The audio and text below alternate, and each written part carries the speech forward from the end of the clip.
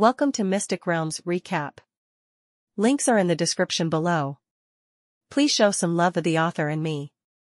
On to the show. If the Blood Moon clan merely needed a small amount of serum grass, Lin Li could give them the serum grass from the swamp. Although the serum grass was rare, it seemed to be a useless herb to him. If it were a barren and useless swamp, Lin Li wouldn't mind giving it away in exchange for one less enemy for the Tower of Dusk. However, the swamp area contained an abundance of rare magical metals, which, although not the main materials for forging weapons and equipment, were absolutely indispensable. In the process of forging weapons and equipment, a qualitative improvement in the performance of the magical weapon could be achieved with just a minute amount of those rare magical metals. In addition to forging, the rare magical metals were also widely used in producing mages, magical accessories, and alchemy arrays. How could Lin Li easily give up such important ores? However, in the process of mining for the rare magical metals, the environment of the swamp would inevitably change, and gradually end up becoming unfavorable for the growth of serum grass,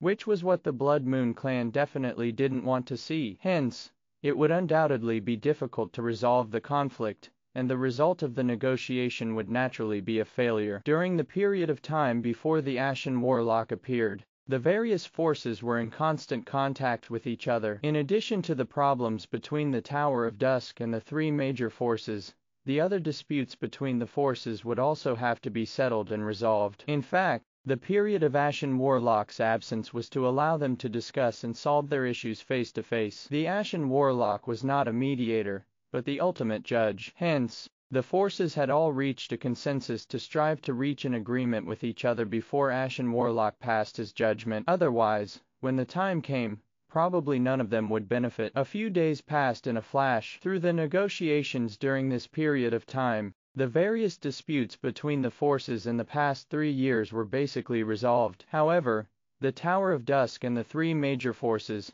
seemed to be completely in a deadlock. On one hand, it was because Lin Li refused to give in, and on the other, the three major forces were astonishingly greedy. Outside the dilapidated Grey Tower, the two old servants of the Ashen Warlock were dozing off on the steps in front of the gate. The leaders of various forces gathered in the bare land in front of the tower, and waited for the Ashen Warlock to appear. Even now, no one invited them into the tower, but they did not feel uncomfortable at all. Just like during an open-air event, the ones who knew each other continued to chat with each other softly. President Flick, it's almost time for the Ashen Warlock to make his final judgment. I still hope that you can consider our suggestions. Without your lives, all persistence will end up becoming nothing, said the Mogadi, the president of the Blood Moon clan. He was trying to use the Ashen Warlock to pressure Lin Li into agreeing to his request. After all, the swamp mining area was also a huge temptation to the other forces. Mogadi could not guarantee that the swamp would be given to him once the Ashen Warlock passed the final judgment. Hence, it would be better to make Lin Li transfer the piece of land to them in advance to ensure that the Blood Moon clan would achieve its goal regardless of the judgment made by the Ashen Warlock. Before Lin Li could speak, a mage with white hair and beard walked up to him, and smugly said, "President Mogadi, I'm really sorry, but I don't think the Tower of Dusk has the right to transfer that swamp to you. The swamp originally belonged to the Thunderbolt Mercenary Corps, which was established with the support of the Dida family. The contract of affiliation is in my hands. Although the Thunderbolt mercenaries were brutally killed by the Tower of Dusk, the swamp should by right belong to the Dida family." Seeing that the person who spoke was Lipton, the elder of the Dida family, who had just arrived in Grand Town to attend the meeting in place of Charles, Mogada's face suddenly became gloomy, and he coldly said, "Lipton, are you speaking on behalf of the Mithril Alliance?" "President Mogadi, don't get me wrong, the Dida family may be a member of the Mithril Alliance, but we can cooperate with the Blood Moon clan," Lipton said ambiguously and softly. Ever since the death of the former patriarch, the Dida family had always been in a tough predicament, and the fact that Charles and his team of mages were dismissed made things even worse. Although the 5 major families of the Mithril Alliance had been very close for thousands of years, their relationship was built on the basis of balanced power. Now that the Dida family had suffered a huge blow, their power had been reduced greatly, and they were probably inferior to the 4 other major families. Perhaps they would soon be divided, just like what had happened to the 7 families 1,000 years ago. Hence, after Charles and others were sent back to the family, Lipton and a few elders decided to find themselves an ally outside of the Mithril Alliance. In the entire Breezy Plains, the only ones that could rival the Mithril Alliance were the Blood Moon clan and the Caesar family. Besides, the Blood Moon clan was also researching a type of blood mixing technology that could be used to greatly enhance the strength of the Dida family. Lipton was not lying about the Thunderbolt Mercenary Corps. However, the Thunderbolt Mercenaries were just a small mercenary group of hundreds of members, and were not directly subordinate to the Dida family. They were only linked because of two subordinate forces in between. Of course, if that piece of land had really belonged to the Thunderbolt Mercenary Corps, Lipton's statement would be correct to a certain extent. However, upon hearing Lipton's conversation with Mogadi, Lin Li couldn't help but laugh and say,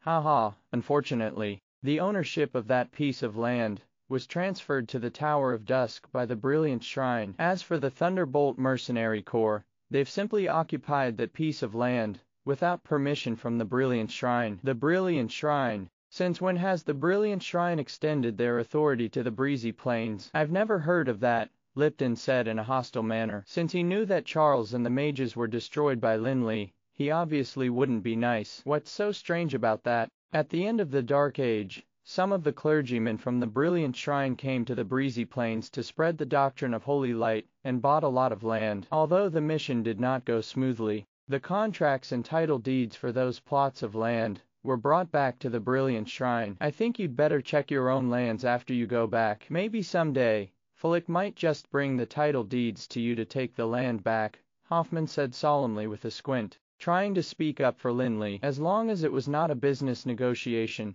no one would doubt Hoffman's words. Besides, that part of history was no secret in the Breezy Plains at all. Hoffman's words immediately made Lipton and Mogadi turn speechless. At the same time, they could not help but be a little surprised about the relationship between the Brilliant Shrine and the Tower of Dusk. The Brilliant Shrine was one of the most powerful forces that truly stood on top of Anril, and they were so formidable that all the forces probably couldn't rival them even if they were combined together. The Tower of Dusk had been established for only 3 years, yet they had already made such a huge achievement. Was it merely because of the personal ability of the young President Lin Li? There was undoubtedly some help from the Brilliant Shrine. At least, if they were connected to the Brilliant Shrine, the miracles created by the Tower of Dusk after their establishment would seem less incredible. While being surprised, Lipton, Mogadi, and the rest around them couldn't help but be reminded of a rumor that arose not long ago. The 3 groups of bandits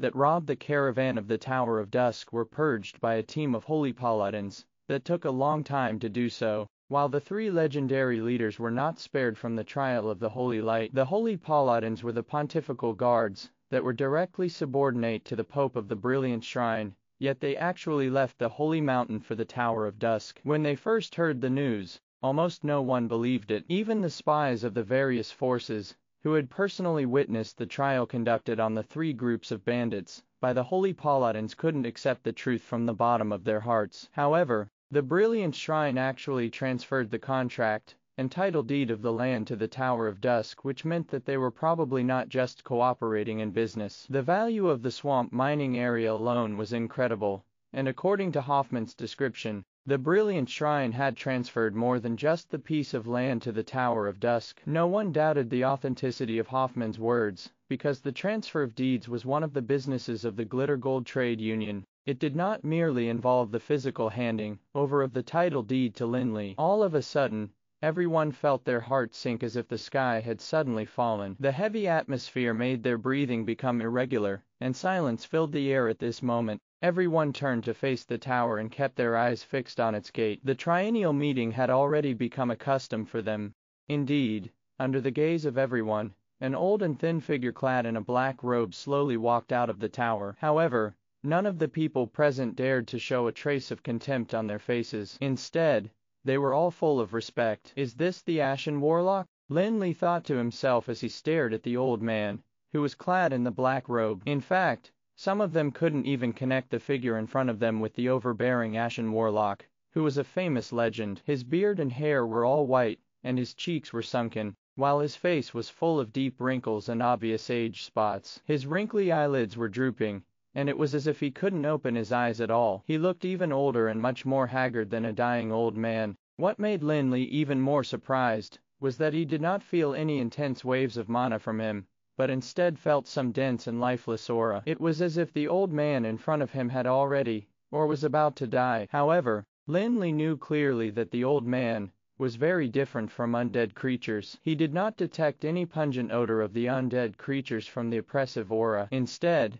it was very pure and devoid of vitality, just like a withered tree. That reminded Lin Li of the dead seed of eternity that had once been in his hands, lifeless but not decayed. Seeing that the Ashen Warlock was stepping out of the tower, everyone immediately rushed towards the steps, regardless of how glorious and authoritative they were on the surface. They were all rather respectful towards the Ashen Warlock now. The four patriarchs of the Mithril League, that were led by Joseph, the Wyrm-human hybrid of the Blood Moon clan, Mogati, and the patriarch of the Caesar family, Claus, were people who could easily make the breezy plains shudder. However, they all swallowed their pride and hung their heads low to greet the old man. Seeing that they had all rushed forward to greet the Ashen Warlock, Lin Li didn't immediately follow to join them. He felt that it wouldn't make a difference even if he greeted him later. Roland, the Ashen Warlock, stood on the steps with his staff and occasionally nodded in response to all their greetings. The two old servants beside him did not seem to open their eyes at all, and looked like they were dozing off while muttering and complaining about how noisy they were. After greeting the Ashen Warlock, everyone retreated and stood on both sides of the steps out of habit. Gradually, the number of people greeting gradually decreased, and the order was gradually restored. Lin Li's figure finally appeared. Just as Lin Li was about to come forward to greet the Ashen Warlock, the latter spoke first. He squinted at Lin Li and said, "Kid, I heard that you're doing a good job in Dueland." "Hello, dear Master Roland, you flatter me." "I was just lucky," Lin Li said modestly. Lin Li didn't feel anything special, but the big figures around him were flabbergasted. Ashen Warlock would invite them to the gathering once every 3 years, and everyone present had at least attended the gathering tens of times. Mogati from the Blood Moon clan had even participated hundreds of times, but no one had ever heard the Ashen Warlock praise anyone. Apart from the final judgment, Ashen Warlock would never say a single word to any of them. Everyone knew very well in their hearts that even though they were all leaders of top forces and were legendary powerhouses, they were still just tiny and insignificant ants in the eyes of the Ashen Warlock. The Ashen Warlock, who was high above the breezy plains and was a godlike existence that looked down on them, actually made a comment about an ant who happened to be the one that the other ants wanted to get rid of quickly. They could not help but guess what exactly Ashen Warlock meant. They had to figure out if it was a compliment, a sarcastic remark, or just a remark made in a moment of impulsiveness. Everyone began to speculate because of that remark, and their expressions changed continuously as well. Among all the people below the steps, Lin Li was the only one whose expression was normal, followed by Hoffman, whose face did not change much. Of course, Hoffman was also taken aback by the Ashen Warlock's words, but after being shocked, he was delighted for Lin Li and the Tower of Dusk.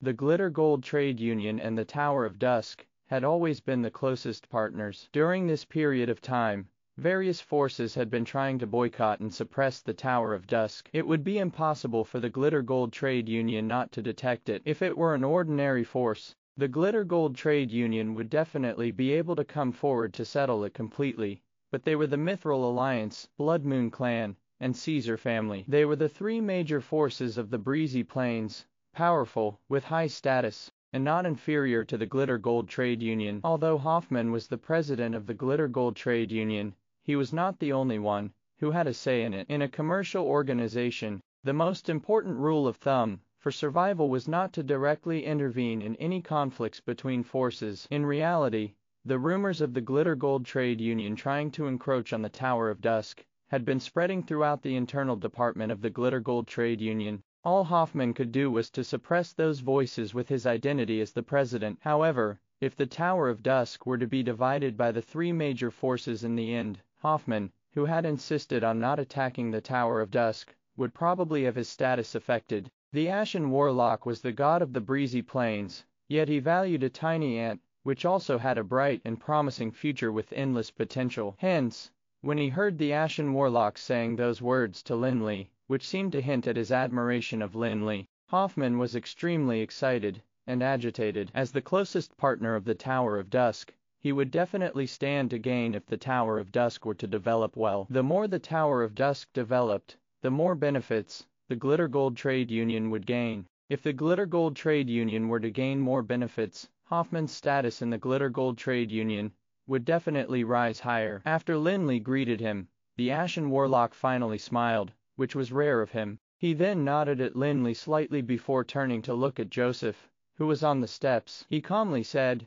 "Go ahead." Although the Mithril Alliance was not the strongest force in the Breezy Plains, they were the force with the longest heritage, and had always been the representative of the various forces during the gatherings. Joseph was actually shocked by the words of the Ashen Warlock, but he didn't have much time to think about it at this juncture. Hence, he saluted the Ashen Warlock with respect, and then stood up to bow to the Ashen Warlock. He then began to report about everything that happened in the Breezy Plains in the past 3 years. There was silence in the open space in front of the tower, and the only thing that could be heard was Joseph's voice. When he was reporting to the Ashen Warlock, there were no background noises at all, and everyone subconsciously slowed down their breathing. The Ashen Warlock stood quietly on the steps, holding the staff with both hands expressionlessly. No one could figure out if he was listening to Joseph's report or not. Actually, with the suppression and the deterrence of the Ashen Warlock, there was nothing that happened in the Breezy Plains that was worth mentioning. As Joseph was talking, he finally talked about the Tower of Dusk and its domineering rise, which was indeed a major event that took the entire Breezy Plains by storm. However, the matter definitely had a different meaning when Joseph said it. The Breezy Plains Guild of Magic, which is also the Tower of Dusk, often clashed with some surrounding forces at the beginning of its establishment. Even after killing the leader of the Seer Bandits, it still led some people to attack the Seer Bandits' lair and killed all the old, weak, sick, and disabled who could not even pose a threat to them. Joseph said in a scheming manner, instead of going against the Tower of Dusk, he placed the emphasis on the Breezy Plains Guild of Magic, thus highlighting the fact that the Tower of Dusk was an outsider, as well as their relationship with the Supreme Council. The fierce battle between the Tower of Dusk and the Dark Blade lasted for several months, making the residents of Duland rather fearful. After the president of the Tower of Dusk, Fulik, returned, he did not make any attempt to reconcile and bury the hatchet. Instead, he was so brazen as to kill the leader of the Dark Blade and hunt down all the members of the Dark Blade who had escaped. Under Fulik's leadership, the Tower of Dusk carried out a cruel bombardment, an attack on the surrounding forces in Duland. Those who opposed would be annihilated. Joseph did not fabricate lies to portray a bad image of the Tower of Dusk, and everything he said was true. He had simply changed the main point a little, and chose not to bring up what the Dark Blade and the other forces had done to the Tower of Dusk. He simply tried to emphasize the tragedy that struck the Dark Blade and the other forces. While speaking, Joseph sneaked a glance at the Ashen Warlock. Although he noticed that the Ashen Warlock looked rather indifferent, he felt somewhat relieved. Of course, he knew that those matters were not enough to anger the Ashen Warlock. In fact, given the level that the Ashen Warlock was at, there was nothing that could really make him angry. However, Joseph was very confident that he could gradually turn things into the direction that he wanted. When the Tower of Dusk was weak, it had gotten into conflicts with the smaller forces around it, especially with the Seer Bandits. Their dispute with the Seer Bandits was endless, and they couldn't reach an agreement. After the Tower of Dusk became stronger, they got into an intense battle with the Dark Blade, and even conquered Duland and the surrounding area. Hence, the influence of the Tower of Dusk had already expanded and spread to the entire Breezy Plains. If any trouble were to arise, the peace of the entire Breezy Plains would be disrupted. Didn't the Ashen Warlock enjoy peace and serenity? In that case,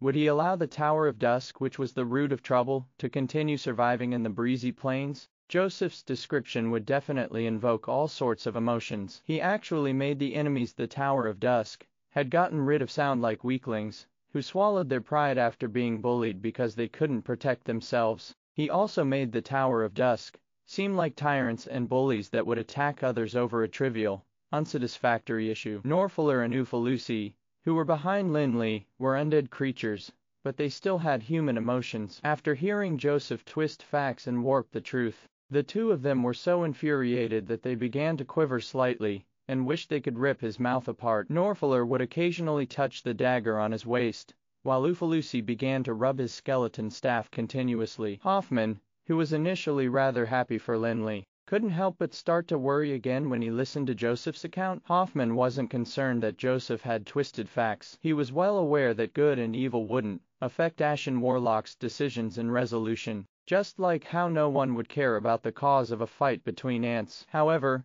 Ashen Warlock needed the peace of the breezy plains to be maintained, and regardless of who disrupted the peace, they would be punished in the same way. The leaders of other forces did not expect that Joseph would twist the story and exaggerate things, but they were not worried. Although the breezy plains was not small, the resources it could provide were still limited. After all, an outsider force like the Tower of Dusk would definitely occupy the resources that originally belonged to other local forces. Before the Tower of Dusk rose to fame and became strong and significant enough, such a situation wasn't obvious. After all, the top forces had more than enough money and resources to last for a long time. However, it took only 2 or 3 years for the Tower of Dusk to develop to a scale that was not inferior to those top forces. Hence, the amount of resources that the Tower of Dusk had snatched away was rather significant. That was the very reason that the forces immediately put aside their prejudices and worked together to boycott the Tower of Dusk once the Mithril Alliance decided to take the lead. However,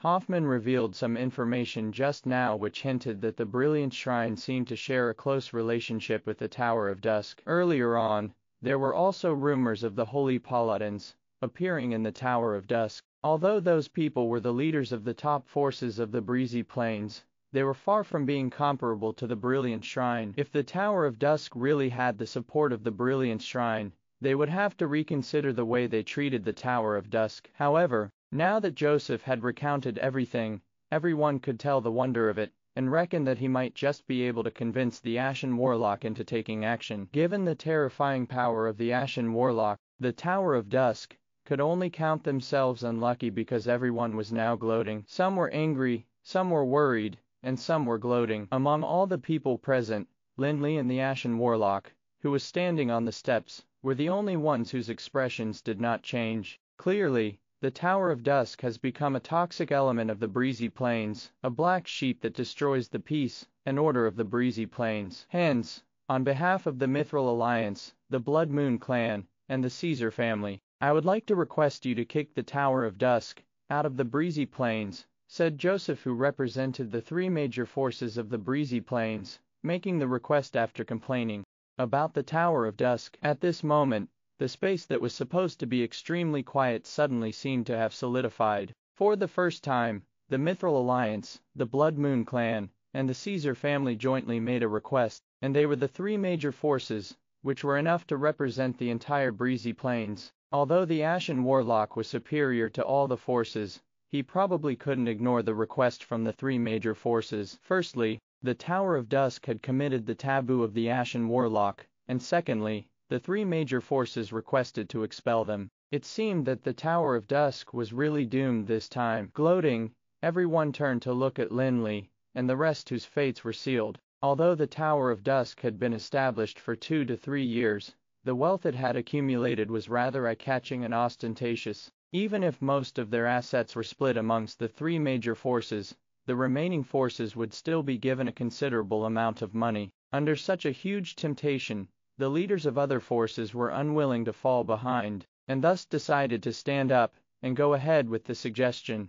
Hoffman was a little anxious. However, the Glitter Gold Trade Union was still a little weak compared to the various top forces that almost represented the entire Breezy Plains, even though they were on par with the 3 major forces. It was one thing if he were pitted against just the 3 major forces, but the problem was that the Ashen Warlock was a powerful existence that even mortals couldn't compete with. Hoffman had no choice but to consider the Glitter Gold Trade Union too. Now that things had developed to such an extent, almost everyone could predict the fate of the Tower of Dusk. Even Lin Li himself secretly kept his guard up. After all, he had never had any interactions or ties with the Ashen Warlock. Although the Ashen Warlock was a powerhouse, who was on the same level as the 3 arbitrators, Lin Li wasn't one to resign to fate easily. While everyone was making a request, the Ashen Warlock, who was standing on the stairs without any expression, finally spoke up slowly. However, his words made everyone feel rather puzzled. It seems that Breezy Plains has been rather peaceful lately. In that case,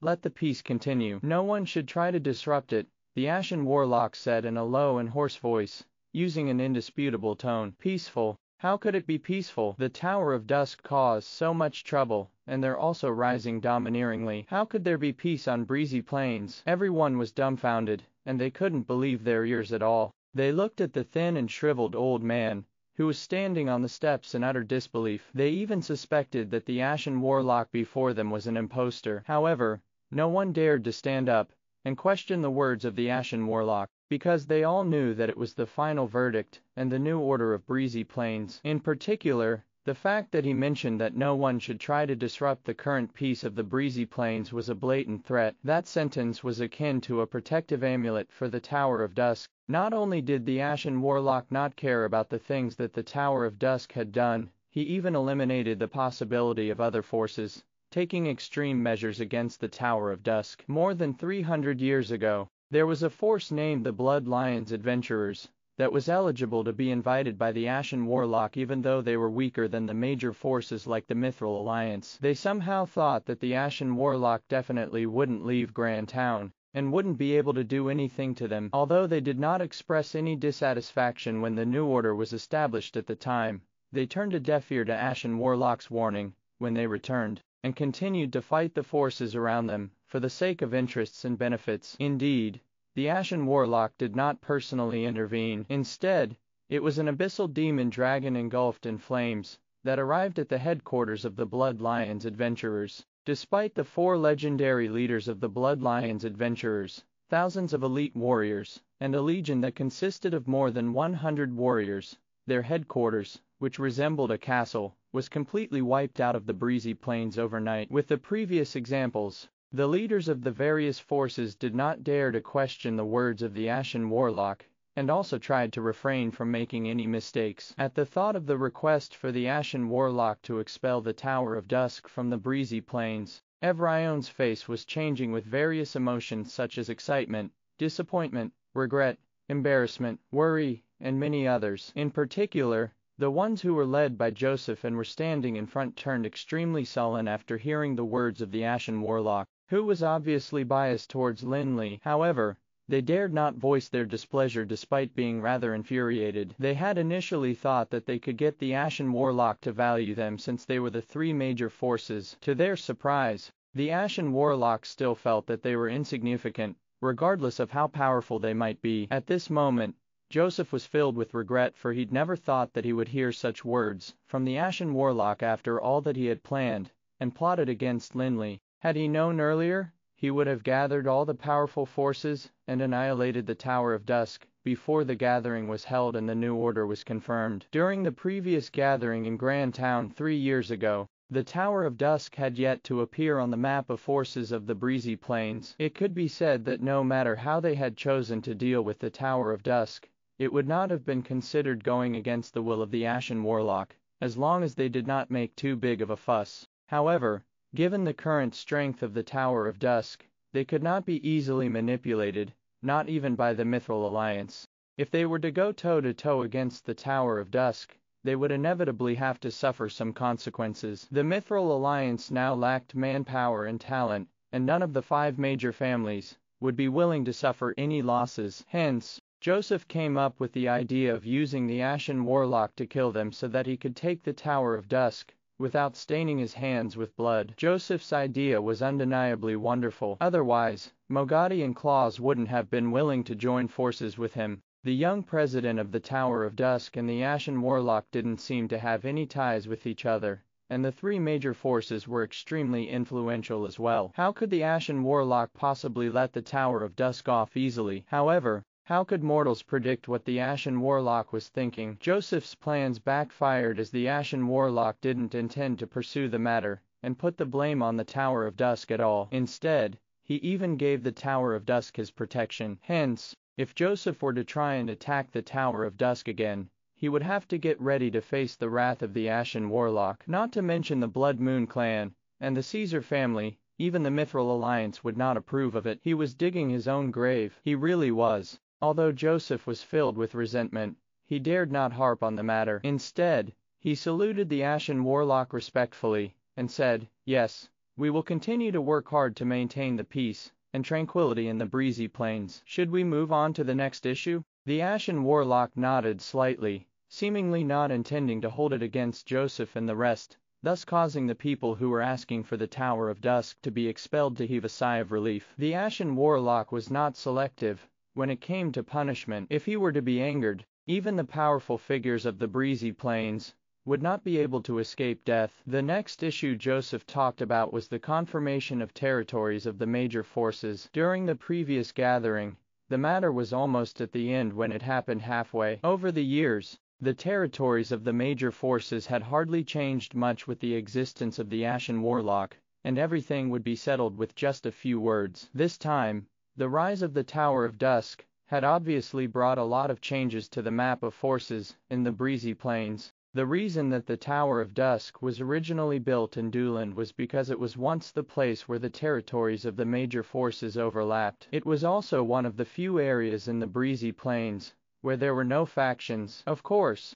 it did not include the smaller forces that were not popular enough. However, the blank area was just a small place. Otherwise, the major forces wouldn't have ignored it. Now that the Tower of Dusk was already significant enough to be compared to the three major forces, their territory had naturally been expanded countless times, and the territories of many other major forces had been included in their expansion. Hence, the next thing that they were going to do was to finalize the territorial map of the breezy plains, which was of great significance to the Tower of Dusk and the other forces. The disputes between the other major forces in terms of territory had already been resolved, and the parties had already reached consensus through negotiations. Hence, there was nothing worth discussing at this juncture. After seeing the Ashen Warlock nod, he made some changes to their respective territories, according to the outcome of the negotiation. The map of forces was then finalized. When the various forces were interacting with each other previously,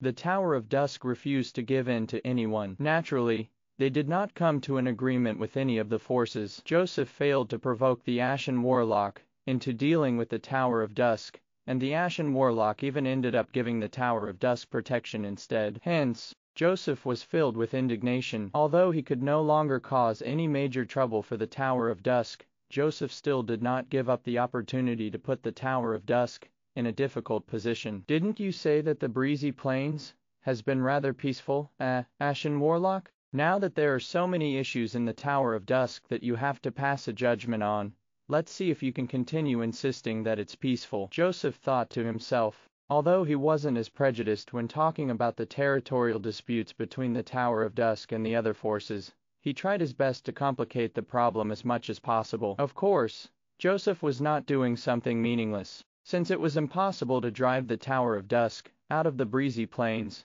he decided to try his best to reduce the territory taken up by the Tower of Dusk as much as possible. He reckoned that that should help with suppressing them a little. Most importantly, the Tower of Dusk attended the gathering, and thus could no longer use their lack of knowledge of the rules as an excuse for their wayward behavior in the past. They probably wouldn't dare to behave that way in the future. The Tower of Dusk could be considered an outside force, and had snatched all their territories from other forces. Hence, when they were on the topic of the territories belonging to the Tower of Dusk, Joseph would often mention the original owners of the territories, or whom they should belong to. In conclusion, Joseph felt that the space the Tower of Dusk stood on should be the only territory that belonged to them. However, before Joseph could even finish speaking, the Ashen Warlock suddenly interrupted.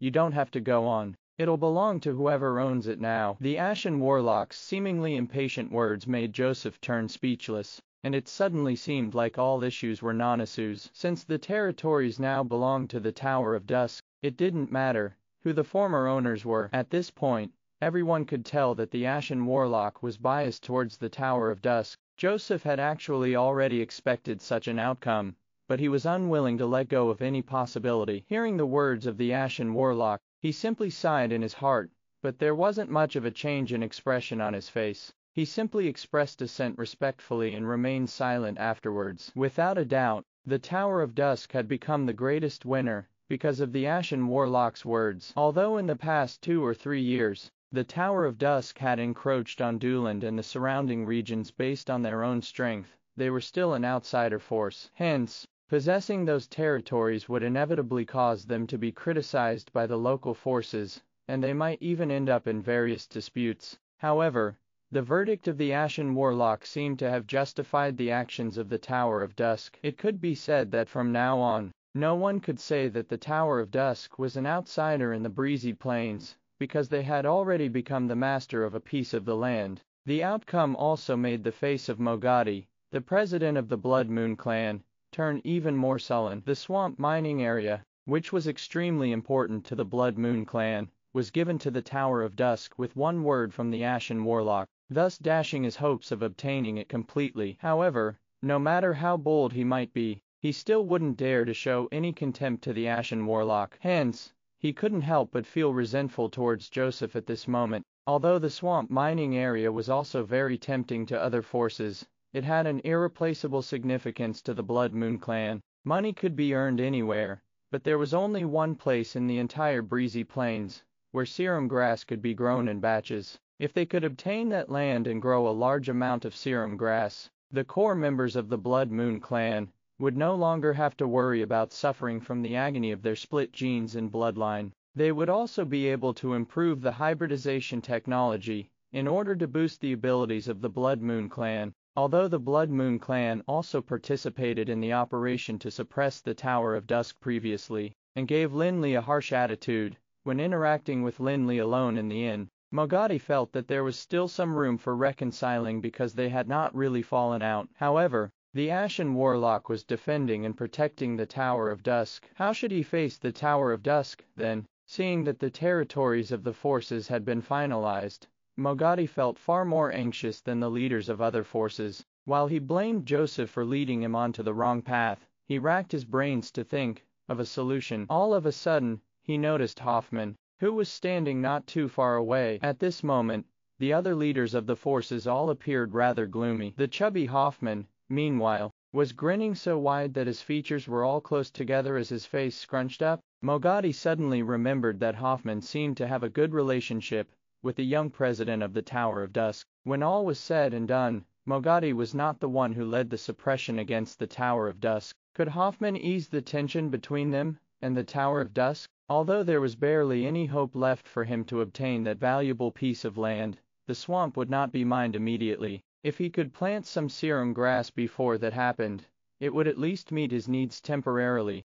At this moment, Hoffman was over the moon. Although he didn't understand why the Ashen Warlock was so biased towards the Tower of Dusk, his partnership with them was stabilized, and that was undoubtedly a great benefit to the Glitter Gold Trade Union. Lately, the Tower of Dusk had been boycotted by the local forces, and there had also been plenty of unhappy voices and disharmony within the Glitter Gold Trade Union. The common reason for their displeasure was the Tower of Dusk's identity as an outsider force, which they felt would be forced out by the local forces sooner or later. However, who would dare to make a deal out of it now? Hoffman was all eager and excited to go back and take a look at those who were critical and disdainful towards the Tower of Dusk. The victory of the Tower of Dusk was equivalent to Hoffman's victory in the Glitter Gold Trade Union. He had been pushing for a close cooperation with the Tower of Dusk, hence, his prestige and position in the Glitter Gold Trade Union would definitely soar to unparalleled heights. Okay, you are all dismissed, said the Ashen Warlock, who put an end to the gathering. However, when they were about to leave, he said to Lin Li, who had been standing at the back of the crowd, "Flick, come with me." Before waiting for Lin Li to answer, he turned around and walked towards the dilapidated tower, while everyone looked in horror. The people had yet to digest and recover from the shock just now, yet they were once again dumbfounded and taken aback at this moment. The Ashen Warlock was a deity of the breezy plains, and the appearance of the tall, ruined tower undoubtedly hinted that it was a sacred place. Such a gathering had been held countless times, but no one had ever been invited to the tower by the Ashen Warlock. The gatherings would usually be held in the small open space, where no seats were available. Upon hearing the Ashen Warlock's judgment, which finalized the distribution of territories, no one dared to express any dissatisfaction at all. All of a sudden, everyone shifted their gazes onto Lin Li, seemingly trying to find an answer that could explain everything.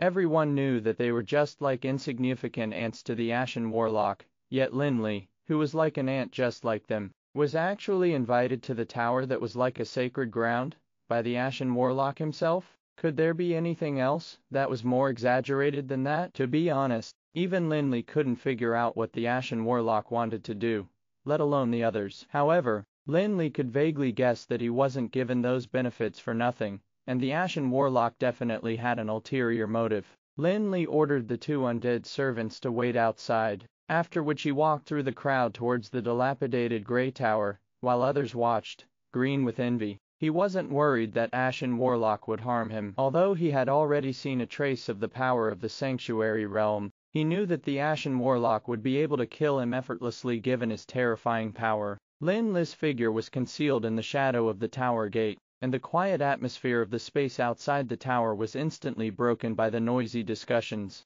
Why is the Ashen Warlock protecting the Tower of Dusk? Why did the Ashen Warlock invite that young president to the Tower of Ashes? What background does that young president have? What is the relationship between him and the Ashen Warlock? Everyone was not discussing simply out of curiosity. They all knew that the fact that the Tower of Dusk had risen in the breezy plains could not be changed at all. They could not help but consider how they should get along with the Tower of Dusk in the future. Mogadi approached Hoffman as soon as he could, and asked about the Tower of Dusk, in a bid to find out about the relationship between Hoffman and the young President Lin Li. Apart from Mogadi, there were also a few other people surrounding Hoffman, all of whom harbored almost the same thoughts as Mogadi. They wanted to use Hoffman to salvage the relationship between them and the Tower of Dusk. On the other side of the open space, the leaders of the Mithril Alliance were speechless, and their faces were extremely sullen. Without a doubt, the Mithril Alliance had lost terribly this time. Not only did they not benefit from the operation,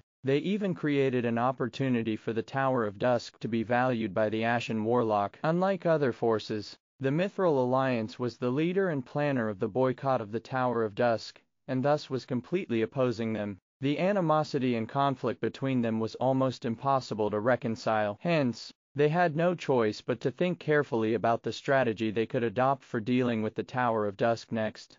At this moment, Lin Li, who was the focus of discussion, was already standing in the hall of the Tower of Ashes and scanning the most mysterious place in the breezy plains curiously. After taking a look, Lin Li couldn't help but be surprised, and a little disappointed at the same time. The dilapidated-looking tower wasn't that luxurious and opulent on the inside, and there were almost no impractical furnishings and ornaments. The materials used were also very common, and were even simpler than the ones used in the Emerald Tower, in the countryside of Jarosis. The Ashen Warlock was known as the deity of the breezy plains, and almost no one had ever set foot in the Tower of Ashes. Hence, it was naturally very mysterious to them. How would they react if they were to know how shabby and plain the tower was? How's it? Are you feeling a little surprised that the place where the dignified Ashen Warlock lives in is actually so shabby? Asked the Ashen Warlock, who entered the tower and watched Lin Li scrutinize the place before he finally questioned him jokingly. I'm sorry,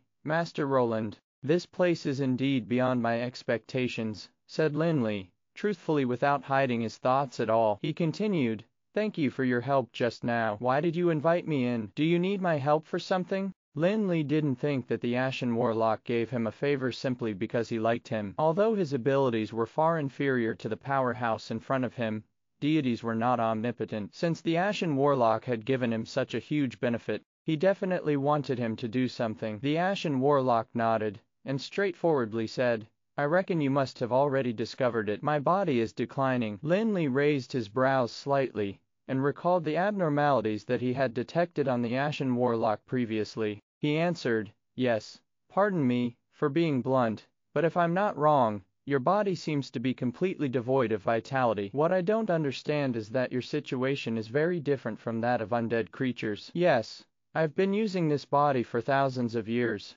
It has been too long. In the end, it still can't withstand the toll that time has taken on it, the Ashen Warlock said indifferently as if he wasn't talking about himself at all. He then looked at Lin Li, and continued, I know you've already obtained Osric's eternal furnace. Yes, answered Lin Li, not surprised that the Ashen Warlock knew about the eternal furnace. After all, he was a sanctuary powerhouse, who had been through the Dark Age. At the thought of the Ashen Warlock, mentioning his declining body followed by the eternal furnace, Lin Li vaguely began to guess, what the Ashen Warlock wanted to talk about. The purpose of Osric's eternal furnace was to create a perfect body for himself to achieve immortality. Now that you have obtained the eternal melting pot, you must have mastered Osric's technique of creating the perfect body, said the Ashen Warlock. Indeed, Lin Li was more and more certain of his guess. He did not hide anything. Instead, he truthfully answered, yes, I did learn some techniques of body creating using the eternal furnace from the journal that he had left behind. He had initially left a perfect body behind,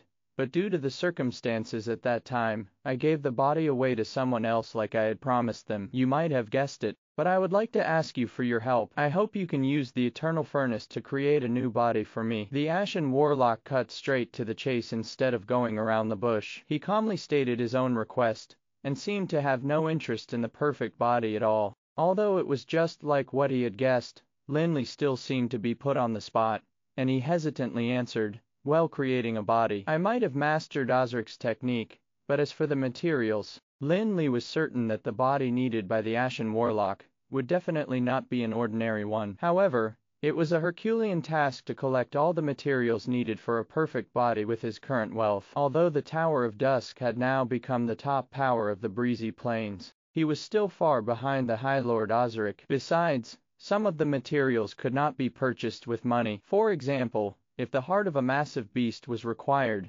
wanting the heart would be the same as going against the entire tribe of beasts. Besides, it was unknown if there were any nowadays.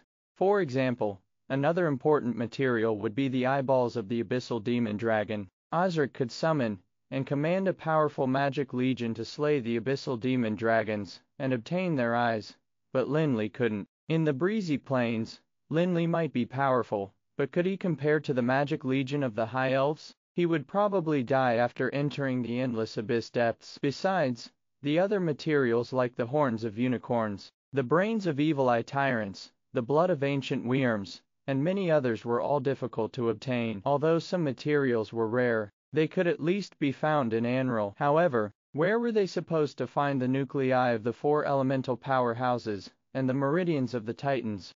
Actually, the perfect body was generally a combination of the strongest parts of the bodies of various powerful creatures. Otherwise, how could Osric have dared to call it the perfect body if none of those important materials were available? What would be the point of having the skills and techniques to create a perfect body? However, the Ashen Warlock smiled and slowly said, don't worry, I won't make you help me for nothing. I have already prepared the materials for the creation of this body. There'll be more than enough. If you do it well, you'll be able to earn a lot from this deal. He then took out some lists of materials and handed them to Lin Li, who was full of curiosity. Turns out you've already prepared the materials. In that case, Lin Li grabbed the stack of lists and took a glance at it, after which he turned speechless and his eyes glistened. The various materials listed on these lists were not much different from those recorded in Osric's journal. More importantly, the quantity of materials Ashen Warlock prepared was more than what was required. However,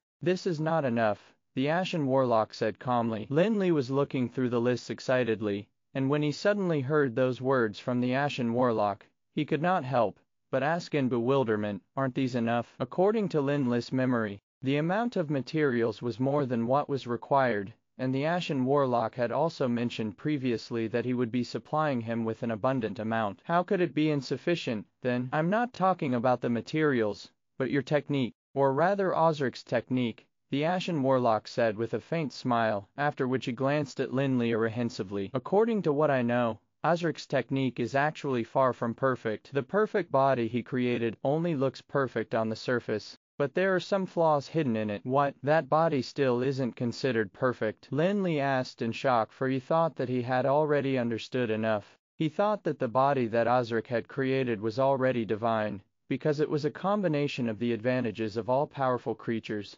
yet there were still flaws. Yes, now that you have mastered Osric's technique, and your companion has also occupied his body, you should be able to understand these issues. For example, your companion may not be able to fuse well with that body. When he uses the power of that body, does he feel like he can't quite exert it to the fullest? When he casts magic, does the casting feel a little laggy? Before Lin Li could answer his question, the Ashen Warlock continued to point out the flaws of the perfect body. The more Lin Li listened, the more shocked he felt. The Ashen Warlock had never seen Connorus using that body, but he had heard Connorus mention experiencing the problems that the Ashen Warlock now brought up. Initially, he and Connorus both thought that it was the degree of fusion, which resulted in the series of issues. To his surprise, it turned out that the perfect body was the root of the problem. At the end, Lin Li couldn't help but smile wryly and helplessly say, "Yeah, that perfect body does have the problems you mentioned,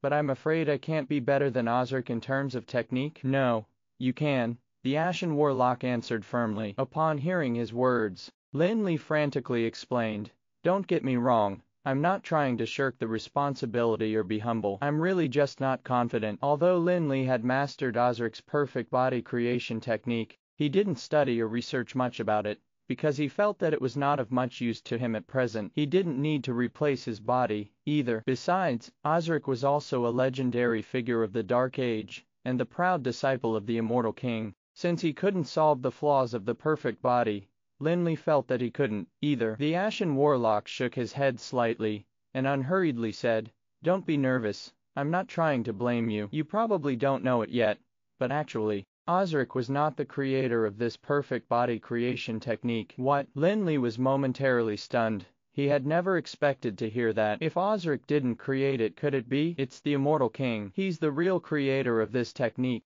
and I happen to have a copy of his notes here. You may bring it home to study it. Since you've already mastered Osric's technique, it should be easy for you to understand these notes. I'm sure you'll be able to learn the techniques soon," the Ashen Warlock said while taking out some notes that were emanating plenty of magical waves. Lin Li looked at the notebook and couldn't help but swallow his saliva. It was the notes of the immortal king. Although the notebook only included the technique for creating the perfect body, it also required technical support in all aspects, which was probably no less than building the Sky Castle.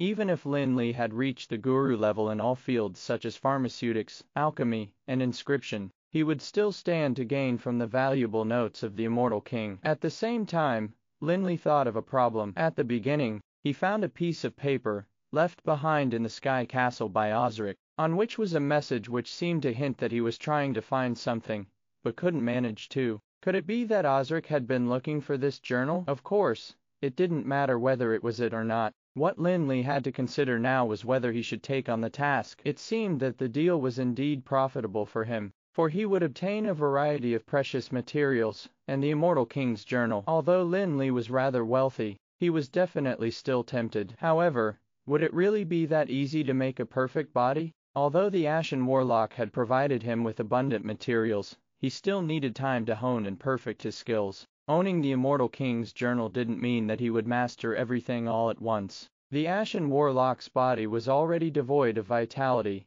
and Lin Li had no idea how much longer he could wait. Besides, Garesco's prophecy was going to come true soon, and Lin Li was currently only at the peak of level 24. Although he had taken a glimpse of the power of the Sanctuary Realm, it still wouldn't be easy for him to cross over to the Sanctuary Realm. He couldn't possibly drop everything now and spend all his time on creating a perfect body for the Ashen Warlock. Lin Li hesitated for a moment, and did not immediately agree to the Ashen Warlock's request. Instead, he said, "Master Roland, I want to know if you have any time limits for me." "Well, although this body is already declining, I can still wait until you step into the Sanctuary Realm," the Ashen Warlock said calmly. With his current abilities, he had naturally already figured out long ago that Lin Li had seen the door to the Sanctuary Realm. Upon hearing his answer, Lin Li finally heaved a sigh of relief secretly. After all, it would be impossible for him not to give in to such a huge temptation.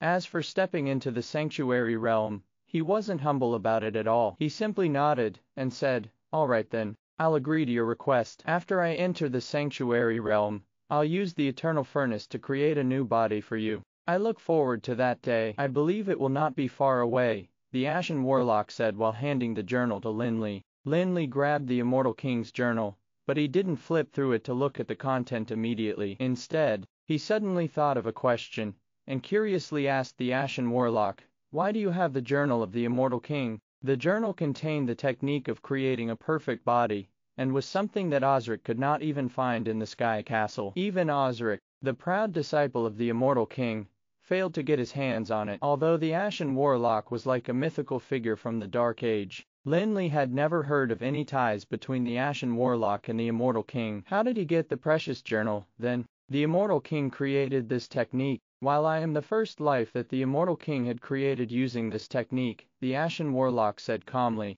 What? Lin Li was astonished and dumbfounded the instant he heard the Ashen Warlock's answer. The piece of news was completely unexpected. The origin of the Ashen Warlock had always been a mystery in the breezy plains. Although there were various speculations and rumors that spread around, no one had guessed that the Ashen Warlock was actually a life form created by the Immortal King. To Lin Li's disbelief, the Ashen Warlock said that he was the first life form created by the Immortal King. Creating life was a completely different concept from creating a body. In other words, the Ashen Warlock already had a real soul after he was created. The creation of a body was basically like the creation of alchemy puppets and alchemy colossuses by an alchemist, but the techniques involved were much more miraculous and amazing. However, the creation of life was taboo for mortals, because it was a realm that truly belonged to the gods. Any attempt to break the forbidden rules would be tantamount to blasphemy against the gods. However,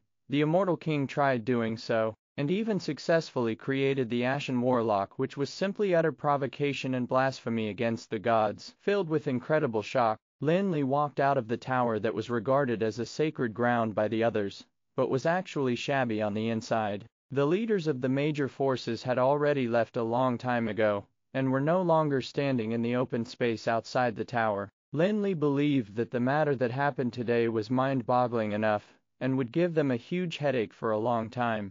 Norfaler and Ufalusi were the only ones who were standing there quietly. Master, Hoffman said that he has an urgent matter to attend to at the Glitter Gold Trade Union. He wanted us to relay his apologies to you once you came out, Ufalusi said respectfully. Okay, we should go back too, Lin Li said with a nod. He could more or less guess what Hoffman was referring to by the urgent matter. After the gathering, the Tower of Dusk's status in the breezy plains had become extremely stable, and Lin Li reckoned that he would receive a request from the Glitter Gold Trade Union to strengthen their cooperation. When the various forces followed the lead of the three major forces, and requested the Ashen Warlock to expel the Tower of Dusk from the breezy plains, Hoffman did not stand up to support the Tower of Dusk, but he did not follow the other forces and drag Lin Li down. What he did was actually commendable. Besides, Hoffman had been showing to other forces his support for the Tower of Dusk ever since Lin Li arrived in Grand Town, and simply backed out a little when he was facing the judgment of the Ashen Warlock. After all,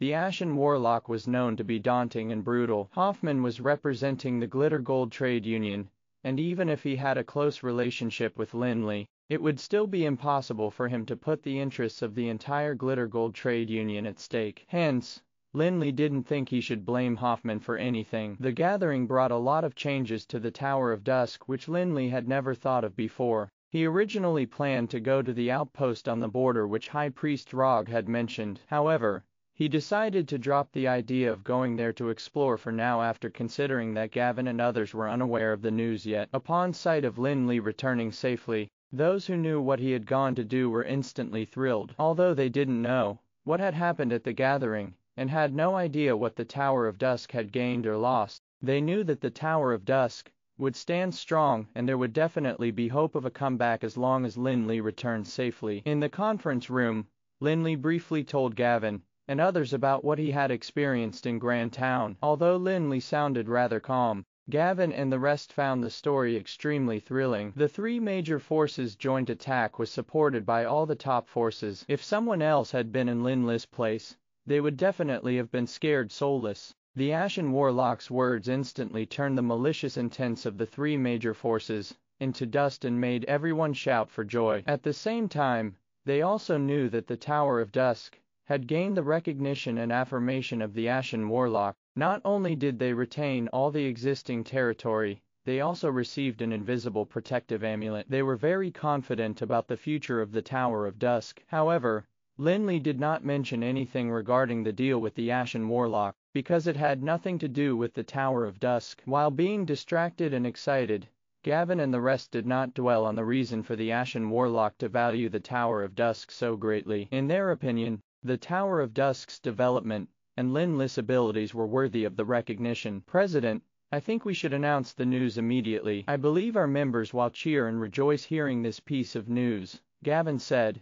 unable to contain his excitement. The other senior executives also chimed in. Okay, you'll be in charge of that. The piece of news would greatly boost the morale of the Tower of Dusk, so Lin Li nodded in agreement. Nonetheless, he reminded, however, there is something you have to pay attention to. The competition between us and the three major forces, like the Mithril Alliance, does not end here. The Ashen Warlock has merely limited our competition to a certain range. I don't think they will admit defeat just like that. Upon hearing Lin Li's reminder, Gavin and the others immediately snapped back to reality and realized what was going on. The joy on their faces diminished, and they solemnly said to Lin Li, "Please rest assured, Mr. President, we definitely won't give them any chances. No matter what tricks they get up to, they'll end up being severely injured by us." Lin Li had no doubt that the three major forces definitely wouldn't dare to do anything to the Tower of Dusk itself, because they had already been warned by the Ashen Warlock. They could only resort to dealing with the Tower of Dusk using some tricks. However, with the current commercial foundation of the Tower of Dusk, they wouldn't be affected easily. After giving some brief and simple instructions to them, Lin Li headed to the Eternal Furnace that was on the top of the tower, and saw Connors, who was making modifications to the Death Knight in the core of the Eternal Furnace. "How was it? What kind of person is the Ashen Warlock?" Connors asked as he immediately paused in his actions when he saw Lin Li entering. "Aren't you the Soul Trader, who knows it all? Why don't you know anything about the Ashen Warlock?" Lin Li joked as he recalled the time when Connors often claimed to be the know-it-all Soul Trader, when he was sealed in the hammer. "Of course I know about the Ashen Warlock. I suspect that the last clone I left behind in Anril was killed by him. However, the origin of that guy is so mysterious. He appeared out of nowhere, and I bet no one in Anril knows where he's from." Connors defended himself while ignoring Lin Li's teasing. "Actually, you may not believe it, but I really know of his origin. According to him, he's a life form that the Immortal King created," Lin Li said truthfully. After all, he might need Connors to help in building the new body using the Eternal Furnace. "Haha,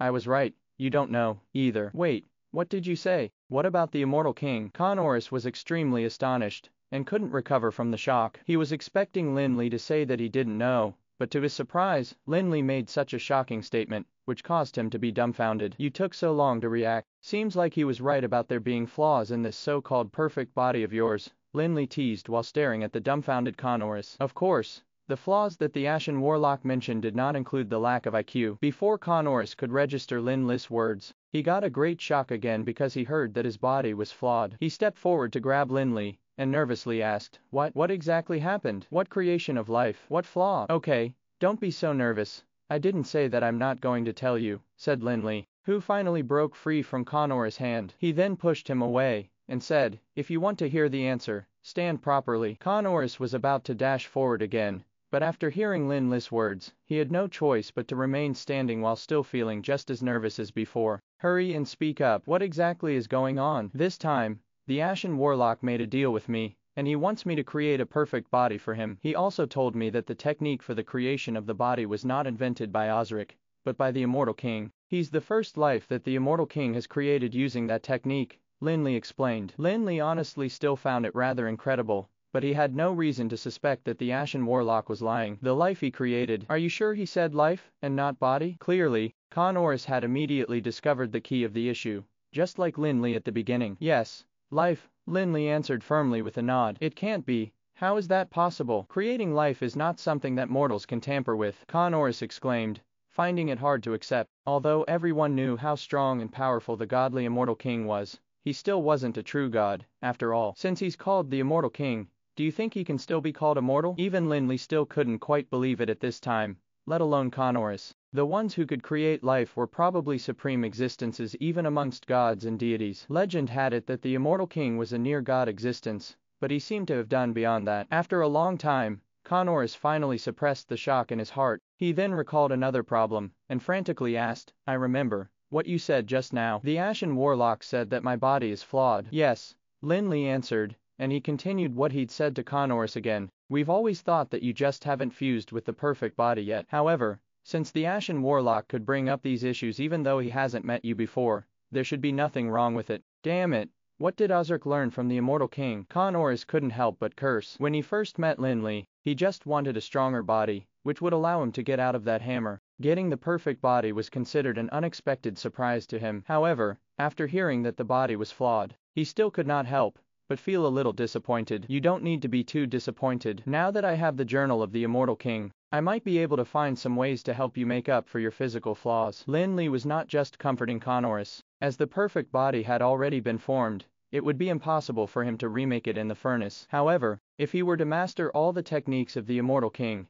he should be able to reduce the impact of the flaws after some modifications. That's the only solution we have now. I'll count on you from now on.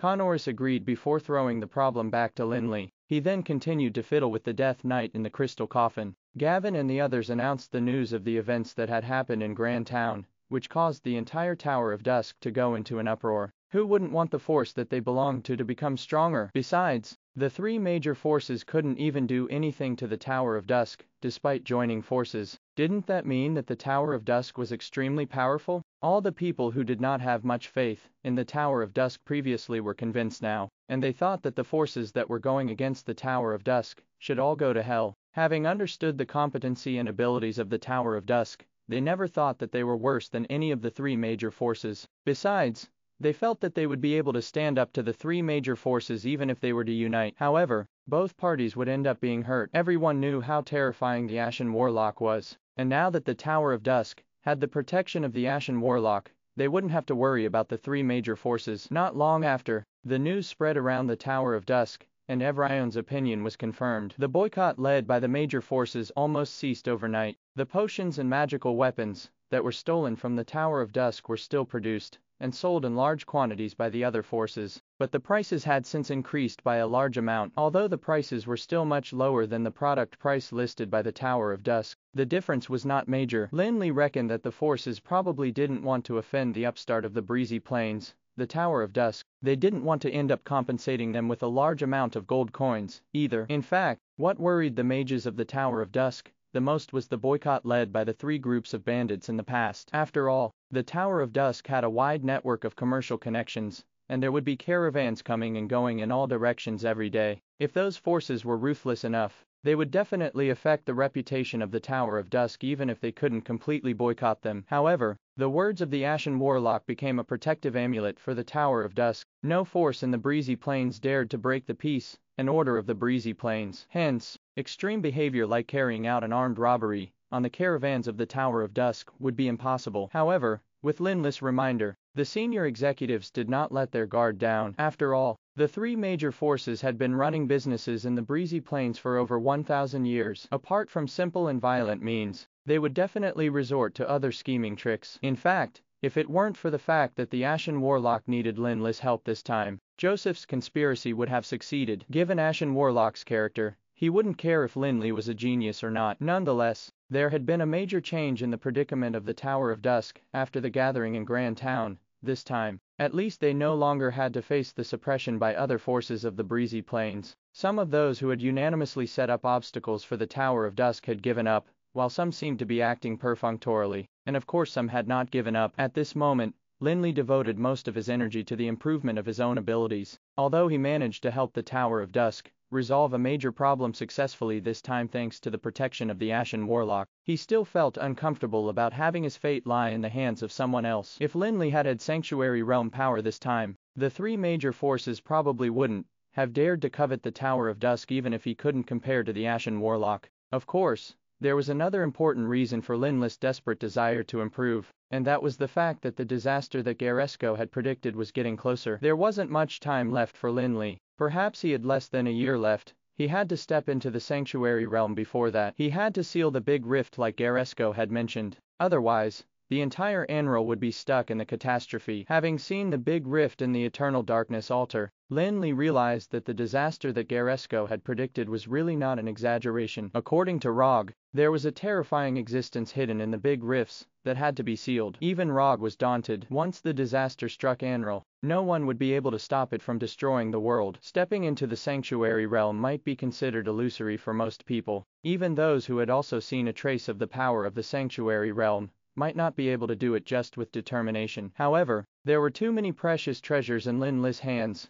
which contained the 7 basic laws, such as the debris of the stars, the god of mages Garesco's Book of Eternity, the control crystal that contained infinite mana, and the resurrected seed of eternity, as well as the magical crystal of the dragon of destruction. If he still couldn't take the crucial step with so many treasures, he would be better off dead. The control crystal of the sky castle was taken out of the ring of endless storm and placed in the meditation room. Lin Li could bask in the pure, infinite mana every moment. Although Lin Li had reached the peak of the legendary realm, the meditation was still very useful and effective for him. More importantly, Lin Li did not restrict the magic tides of the control crystal, allowing them to fill the entire interior of the Tower of Dusk. Hence, in the process of him striving to enter the sanctuary realm, the mages of the Tower of Dusk were also basking in the magic tide at the same time. Even if they were not mediating deliberately, they could still reap great benefits from it. However, stepping into the sanctuary realm required more than just pure accumulation of mana. The real key lay in mastering the nomological power in the usage of power, through the understanding of the laws. The sanctuary realm was about mastering the laws and making the nomological power their own. Comprehension and enlightenment came before mastery. Only by comprehending the laws to the extreme could one truly master the laws. Some people could understand the true meaning of the laws immediately, but Lin Li couldn't pin his hopes of entering the sanctuary realm on such an ethereal and illusory guarantee. However, he didn't have time to slowly accumulate.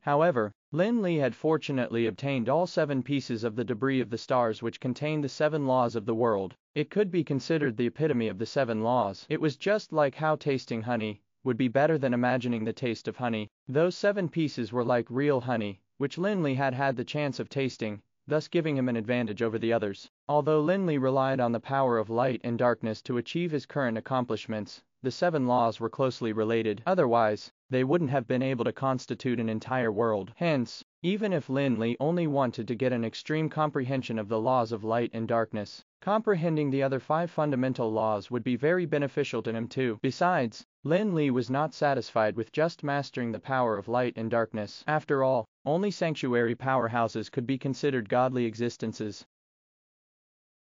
Apart from comprehending the basic laws of the 7 pieces of the debris of the stars, Lin Li did not slack in reading the Book of Eternity. Having really seen the power of the sanctuary powerhouses, Lin Li had a deeper understanding of the issues mentioned in the Book of Eternity. The things recorded in the Book of Eternity were more than just powerful magic spells. It also included the detailed experience of each stage of the journey that the god of mages took to enter the sanctuary realm. Reading the Book of Eternity was just like following Garesco from the legendary realm to the sanctuary realm, and making the best choices at every junction after breaking through the obstacles along the way. That was probably the reason Garesco, who had left the Book of Eternity behind, had such great faith and confidence that the person who obtained the Book of Eternity would be able to enter the sanctuary realm in a very short time to accomplish the great feat of sealing the Big Rift. Having comprehended the debris of the stars and read the Book of Eternity, Lin Li didn't forget to continue incubating the Dragon of Destruction's crystal. Actually, he still wouldn't be able to hatch a descendant of the Dragon of Destruction, like Tutankhamun and Nefa. His main purpose was to acquire the experience of the Dragon of Destruction through the infusion of mental strength into the Dragon Crystal of the Dragon of Destruction, as well as the mastery of the laws of darkness and destruction. After settling the matters at the Brilliant Shrine and the Darkness Shrine, followed by the purification of Rodheart in the Underground Palace, Lin Li went on to visit Grand Town, where the status of the Tower of Dusk in the Breezy Plains was discussed. With this all done, he finally had some rare leisure time in the Tower of Dusk. However, Lin Li was actually busier than ever, and his days were all fully packed. He had a hectic schedule, and kept himself busy to improve his strength and step into the sanctuary realm as soon as possible. At the same time, the development of the Tower of Dusk had also begun to get back on track while the impact of the suppression by the various forces gradually disappeared. However, just like Lin Li had expected previously, not all forces gave up on opposing the Tower of Dusk, even if they didn't dare to make any extreme attacks on the Tower of Dusk due to the warning from the Ashen Warlock. They would still resort to commercial threats, which were not restricted by the Ashen Warlock. However, with the natural disintegration of the alliance of forces that boycotted the Tower of Dusk, the remaining ones that were still targeting the Tower of Dusk seemed rather weak, and could not come up with many methods. Initially, almost all the forces of the Breezy Plains, except the Manhwa family and the Glitter Gold Trade Union, which were close to the Tower of Dusk, had all stopped supplying various raw materials, like ores and herbs, to the Tower of Dusk. Hence, the Tower of Dusk had no choice but to make up for the shortage of raw materials by increasing the orders from the Leaden Kingdom and the Elven Kingdom. However, that naturally caused the costs to increase accordingly. After the gathering in Grand Town ended, The news of the Ashen Warlock being impressed with the Tower of Dusk was spread around the breezy plains, and various forces immediately resumed supplying materials to the Tower of Dusk. There were even some forces that took the initiative to lower the price of raw materials, in order to salvage their relationship with the Tower of Dusk. After all, after the Tower of Dusk's status was confirmed, it was undoubtedly ranked among the top powers. Together with the Mithril Alliance, which was part of the three major forces, including the Glitter Gold Trade Union, those were now the five major forces of the breezy plains. Without a strong background, no one would be willing to fight against such a powerful force. Otherwise, they would be the ones losing out. However, there were also several forces that were still refusing to give up, especially the George family. It was not a member of the five major families of the Mithril Alliance, but it was said that the Mithril Alliance intended to let it join them and become the sixth family of the alliance. The George family started off with a mining business and had been in the breezy plains for almost 1,000 years. They also had several excellent mines. In fact, the strength of the George family might be similar to that of the Manhwa family in the past, or perhaps slightly inferior. Compared to the five major families of the Mithril Alliance, it was way inferior, and was far from being qualified to join the Mithril Alliance. However, the George family happened to have a mine that produced a rare magical metal, known as the Dark Crescent Tungsten. It was produced in small amounts, but it was exactly what the forging workshop of the Tower of Dusk needed. Initially, the Dark Crescent Tungsten was not valued by the smithing masters, because it was not easy to refine, and the usage and dosage were difficult to grasp. However, Lin Li was a smithing guru, who definitely knew how to use the Dark Crescent Tungsten. Only a small amount of Dark Crescent Tungsten would be used in forging, and as long as one mastered the precise dosage and usage of it, there would be no need for any mageths in order to make weapons sharper or stronger. Hence, the forging workshop of the Tower of Dusk had long used the Dark Crescent Tungsten in forging, making it one of the necessary magical metals. Although the Tower of Dusk also had a swamp mining area which produced various rare magical metals, the output could not keep up with the demand. Hence, they had always been purchasing large amounts of Dark Crescent Tungsten from the George family to make up for the gap. There were many forces operating forging businesses, and the Tower of Dusk was the only one that purchased the Dark Crescent Tungsten in large quantities. Those who were conscientious would definitely be able to see how important the Dark Crescent Tungsten was to the Tower of Dusk. Hence, it was not surprising that the George family would refuse to supply the Dark Crescent Tungsten. Didn't the Ashen Warlock say that no one was allowed to disrupt the current peace? We were merely refusing to sell our belongings, so no one could say anything about that. Although the George family would make less money for a short period of time, the mine was not going to become damaged. We would even get to join the Mithril Alliance. What was not to love? Since the Dark Crescent Tungsten was a rare magical metal, it couldn't be found anywhere else. 1. Although the Tower of Dusk still had several raw material supply channels, it still wouldn't be easy to make up for the gap. The Archmage Seth, who was in charge of the forging workshop, tried plenty of methods, but still failed to get a piece of ore from the George family. Hence, he had to report it to Lin Li. He's just a clown who's trying to stir trouble. Since he doesn't want to sell it, let him be, Lin Li said calmly after hearing the report. Soon, the George family discovered that not only did they stop receiving orders for the Dark Crescent Tungsten, they couldn't sell other ores either. The various trade unions that usually ordered ores from them had all received a new and cheaper source of supply overnight, and that was the Tower of Dusk. Doesn't the Tower of Dusk have its own forging workshop? Why have they begun selling ores again? The George family tried to find out the reason from the various trade unions,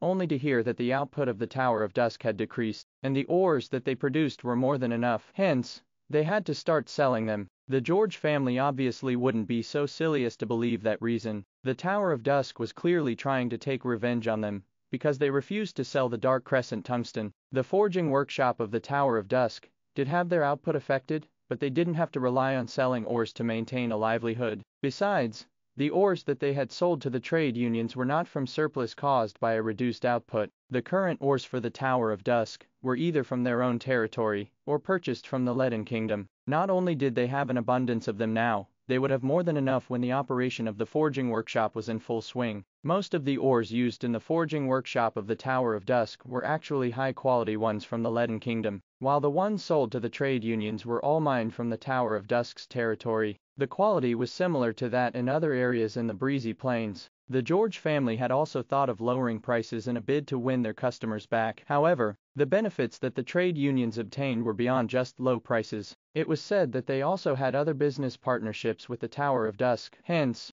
they definitely wouldn't give up the Tower of Dusk in return. When the George family realized the situation, they had no choice but to look for the Mithril Alliance in a bid to come up with a solution. After all, they were working for the Mithril Alliance. However, the 5 families of the Mithril Alliance were all ancient families that had existed for over 1,000 years, and they didn't lack those ores. Although they were wealthy enough to purchase the ores from the George family, it wouldn't be sustainable in the long run. It would just be like them providing for the George family. The Mithril Alliance thought of another solution, and that was to purchase the Dark Crescent tungsten ore directly from the George family. However, after giving it some thought, the George family realized that selling the ore to them didn't seem to be able to solve the current issue that they were facing. Besides, they would only be valuable to the Mithril Alliance if they had the Dark Crescent tungsten. Even if they might not stay strong until the end, they would still be fit to negotiate with the Tower of Dusk. If you can't help us, we'll have to talk to the Tower of Dusk. After several failed negotiations, the George family finally couldn't stand it any longer. It was mainly because they didn't know when the matter would end, and the mining of ores was the mainstay for the George family. Without this source of income, there would almost be no way to keep the family alive. Don't worry. We have spent a ton of money to poach some senior smithing masters from the Tower of Dusk. I believe that we will soon be able to experiment and find out the formula for the usage of the Dark Crescent tungsten. By then, we will be able to share the formula with you, the person from the Mithril Alliance said confidently. However, could things really go so smoothly? Since the emergence of traders, the Tower of Dusk had been strengthening their security measures, and Lin Li had also come up with various means to ensure the confidentiality of their information. The Dark Crescent tungsten that the blacksmiths in the forging workshop had come into contact with was actually a mixture of several rare magical metals of fixed proportions, some of which would change in high temperature, and some would become impurities during forging. Even a smithing guru might not be able to find out the real formula through experiments on reversal. That was all. In the face of repeated questions from the George family, the members of the Mithril Alliance became more and more indifferent. After looking at them a few times, they decided to stop responding. Having understood that they had been abandoned, the George family was filled with regret. Initially, they had been cooperating well with the Tower of Dusk, and yet they had stirred up such a huge conflict because they had blindly trusted the Mithril Alliance. In the end, they were the ones to suffer. An elder of the George family stood outside the Tower of Dusk for 3 days and 3 nights, and even signed a series of agreements that were similar to deeds of sales. Finally, the conflict was resolved. The George family was not the only force that the Mithril Alliance had made use of, but all the forces faced similar outcomes. Back when they were facing the boycott by almost all the forces in the breezy plains, the Tower of Dusk stood strong and did not fall. How could they be defeated by a few clowns that were out to make trouble? Lin Li didn't waste too much time and energy on dealing with the despicable and lowly tricks of theirs. Instead, those seemed to be amusing matters that balanced out his busy life. At the same time, Lin Li's own strength also improved significantly every day. Although he was already at the peak of the legendary realm, he could still clearly feel that he was slowly advancing towards the sanctuary realm. However,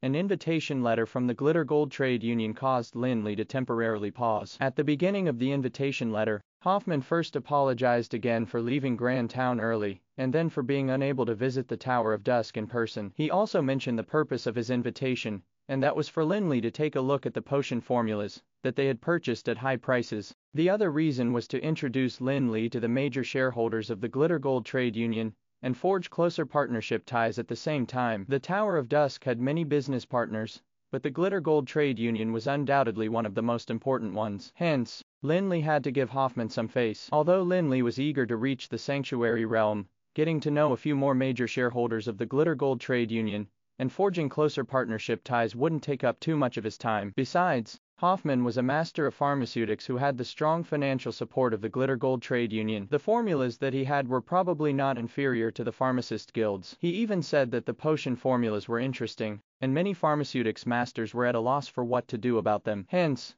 Lin Li was indeed very curious. Lafalia City was the largest commercial center of the breezy plains, and the place where the Glitter Gold Trade Union was located, and was also known as the Granary of the Breezy Plains. Apart from the headquarters of the Glitter Gold Trade Union, almost half of the trade unions in the Breezy Plains had chosen to station their headquarters here. One reason was that it was convenient for commercial exchanges, and another reason was its safety. The Felon Kingdom did not appoint a Castellan for the Lafalia City. In the beginning, Lafalia City was just an open-air black market in the Breezy Plains, which gradually developed. Afterwards, the Glitter Gold Trade Union invested plenty of money to build the famous commercial capital. Perhaps the president of the Glitter Gold Trade Union could be considered the Castellan of Lafalia City. The Glitter Gold Trade Union was extremely wealthy, and could be considered a tycoon. Hence, it definitely wouldn't hesitate to invest in tightening the security of its own place. 1.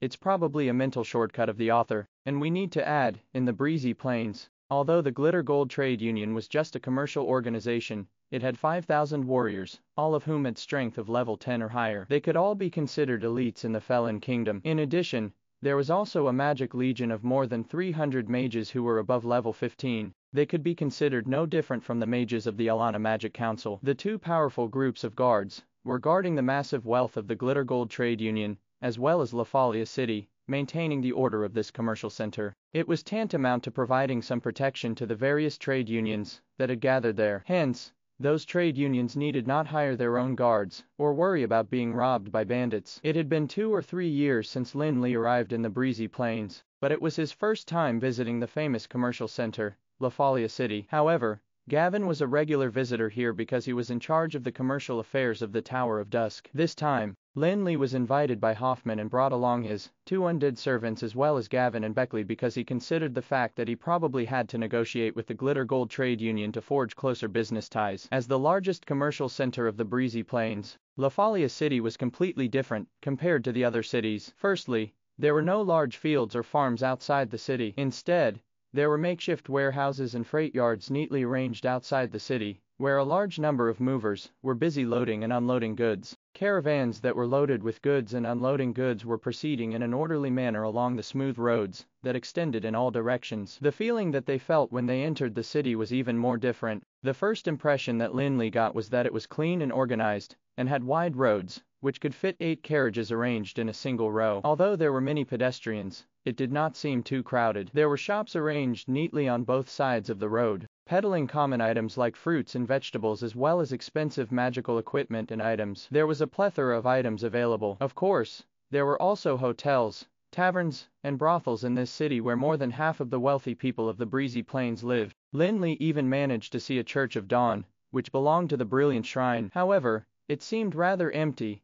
and Lin Li reckoned that it probably did not attract many believers. Lin Li did not go straight to the headquarters of the Glitter Gold Trade Union, and instead went to the Tower of Dusk's branch in Lafalia City first. He then sent some people to go to the Glitter Gold Trade Union and inform them of their arrival and the date of their intended visit. Lin Li was not putting on airs, but he simply felt that it would be disrespectful to visit them without informing in advance, for they might not have enough time to make preparations. In the afternoon, Lin Li brought Gavin, Beckley, and his 2 undead servants to the Glitter Gold Trade Union. When it was almost time for the visit, to Lin Li's surprise, Hoffman and his subordinates were already waiting for him even though he was early. Master Flick, when I found out that you've accepted the invitation, I was so elated that I couldn't close my eyes and sleep for a few days, Hoffman joked upon meeting Lin Li. You're standing on ceremony with me. I'm very honored to have received your invitation too, Lin Li said politely with a smile. Although Hoffman had a reasonable explanation for the fact that he didn't stand up firmly to support the Tower of Dusk during the gathering in Grand Town,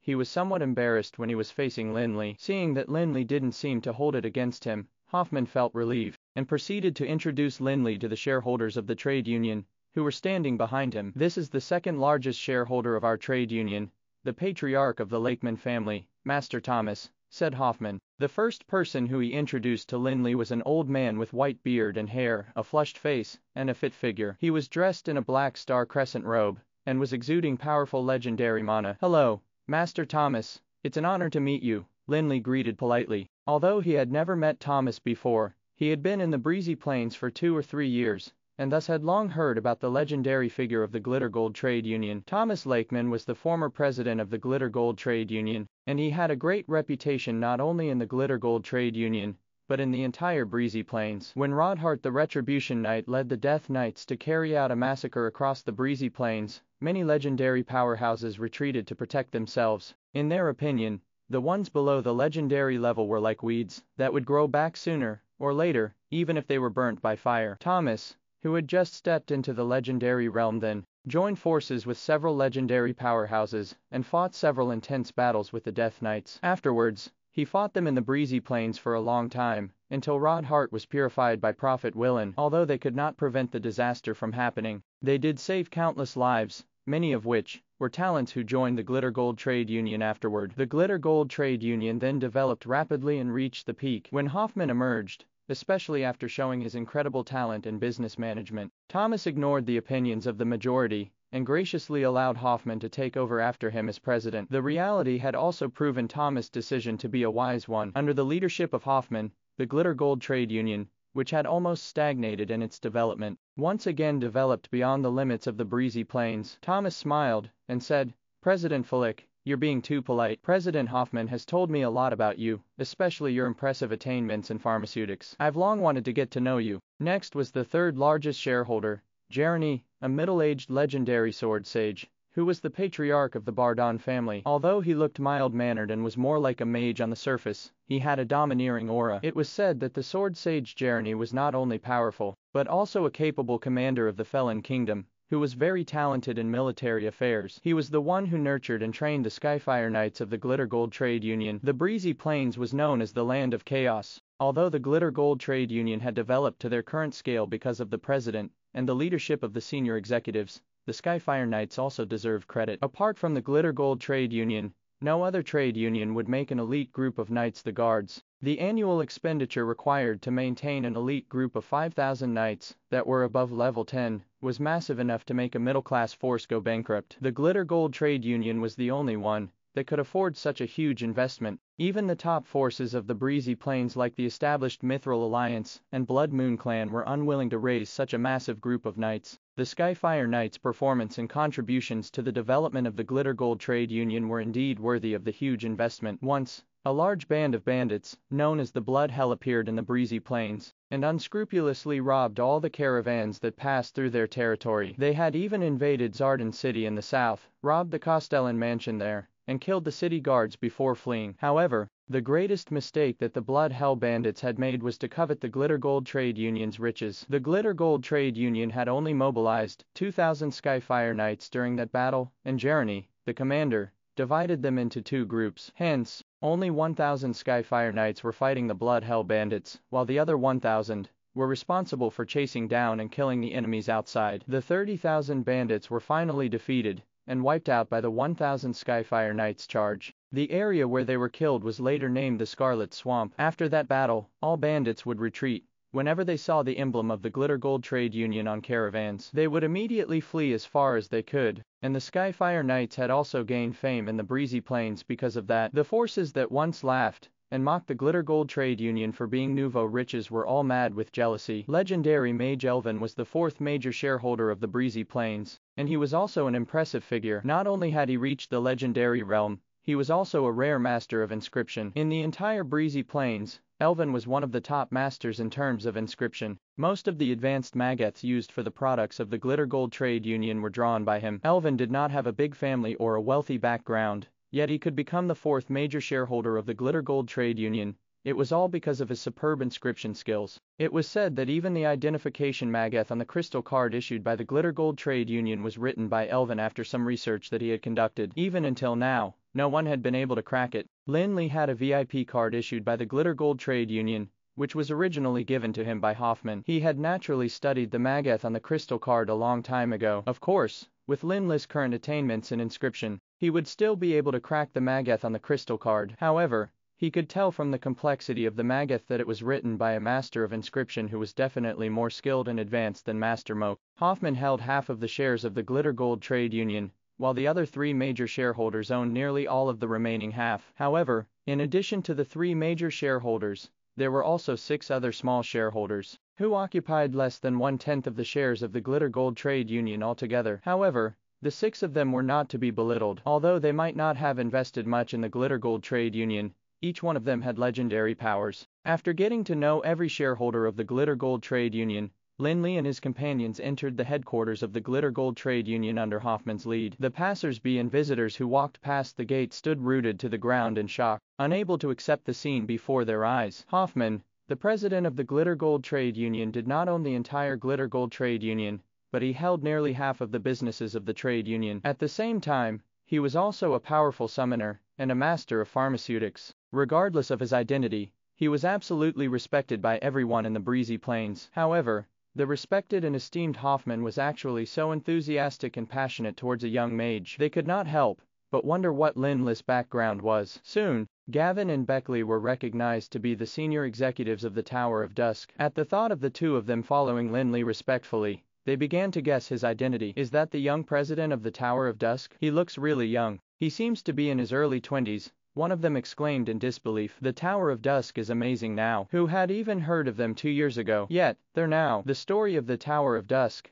had become a legend of the breezy plains. Lin Li, the young president who entered the legendary realm at the age of 20 and achieved miraculous progress, immediately sparked an intense discussion. Not long ago, the Tower of Dusk faced the suppression and boycott of almost all the forces of the breezy plains, and almost everyone thought that that would be the end of the Tower of Dusk. However, no one thought that they would enjoy a twist of fate overnight. They had no idea how the Tower of Dusk got acquainted with the terrifying Ashen Warlock, and even gain his protection. As a result, the Tower of Dusk remained standing in Duland, and even the alliance formed to suppress the Tower of Dusk was disbanded silently. Ignoring the discussion amongst the people outside, Lin Li was ushered into the guest hall by Hoffman, where everyone took a seat. After some greetings and friendly small talk, they began to talk about the main topic of discussion, which was the strengthening of the future cooperation between the Glitter Gold Trade Union and the Tower of Dusk. Of course, they were just expressing their intentions for a closer cooperation, and the specific details of the partnership would be discussed in separate negotiations between the two parties. In the evening,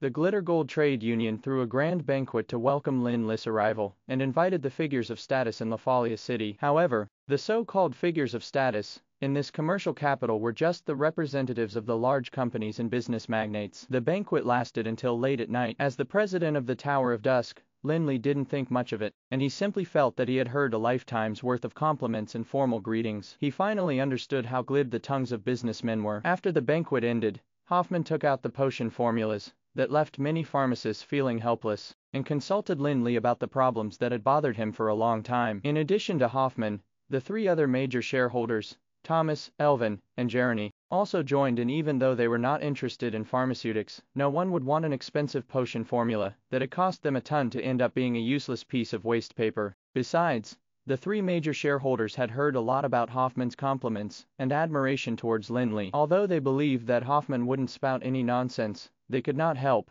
but be curious. After all, pharmaceutics was extensive and profound. Some people might never become masters even after spending their entire lives studying pharmaceutics. How did a young man in his early 20s do it? The more incredible bit was the fact that he also had impressive attainments in magic, and had entered the legendary realm a long time ago. Amidst the curious gazes that were full of anticipation, Lin Li grabbed a potion formula and took a glance, which caused him to frown and smile faintly. It was the formula for the Vulcan's descent, which could make the user turn into flames for a short period of time, which was similar to the changes in High Priest Rog when they encountered the incident in the Big Rift. When the user transformed into flames, he lost the ability to use the elemental power of other elements, but he'd have absolute control over the fire element. That made it inferior to High Priest Raga's flame form. According to the difficulty of preparation and effects of the Vulcan's Descent potion, it was a master-level potion. However, it was only an average one compared to other master-level potions. Given Hoffman's current master-level pharmaceutical skills,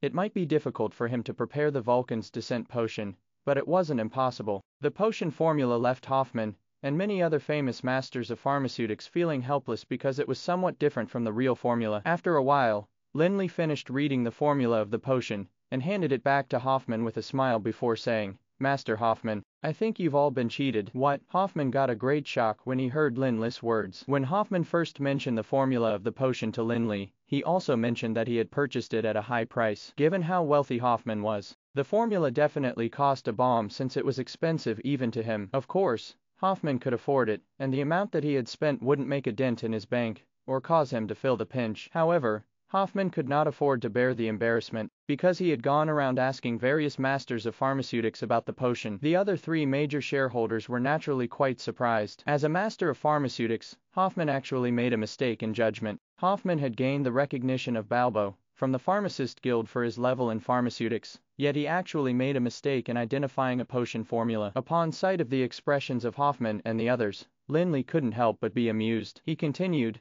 "Don't get me wrong, Master Hoffman, I'm not saying that the formula of this potion is fake, but rather that you can't formulate the potion because you've all been deceived by the content. Oh, what's going on? Please tell me, Hoffman exclaimed in shock. However, after recovering from the shock, he began to feel puzzled and confused. The thing is, this formula is actually locked, Lin Li said smilingly, making everyone feel even more bewildered. It's locked? Hoffman and the rest asked unanimously in bewilderment. Lin Li nodded, and then explained. This is actually a way to prevent the formula from getting stolen. Simply put, some of the herbs included in the formula are negligible, and can be removed by special techniques. There is a total of 103 herbs used in this formula. In my opinion, 15 of them should be serving as an anti-theft lock, which prevents others from formulating the potion. Even if they get their hands on this formula, it might even cause a threat to the people trying to formulate it. As soon as Lin Li explained the problem, even Elvin and Jeremy, who knew nothing about pharmaceutics, began to show plenty of interest.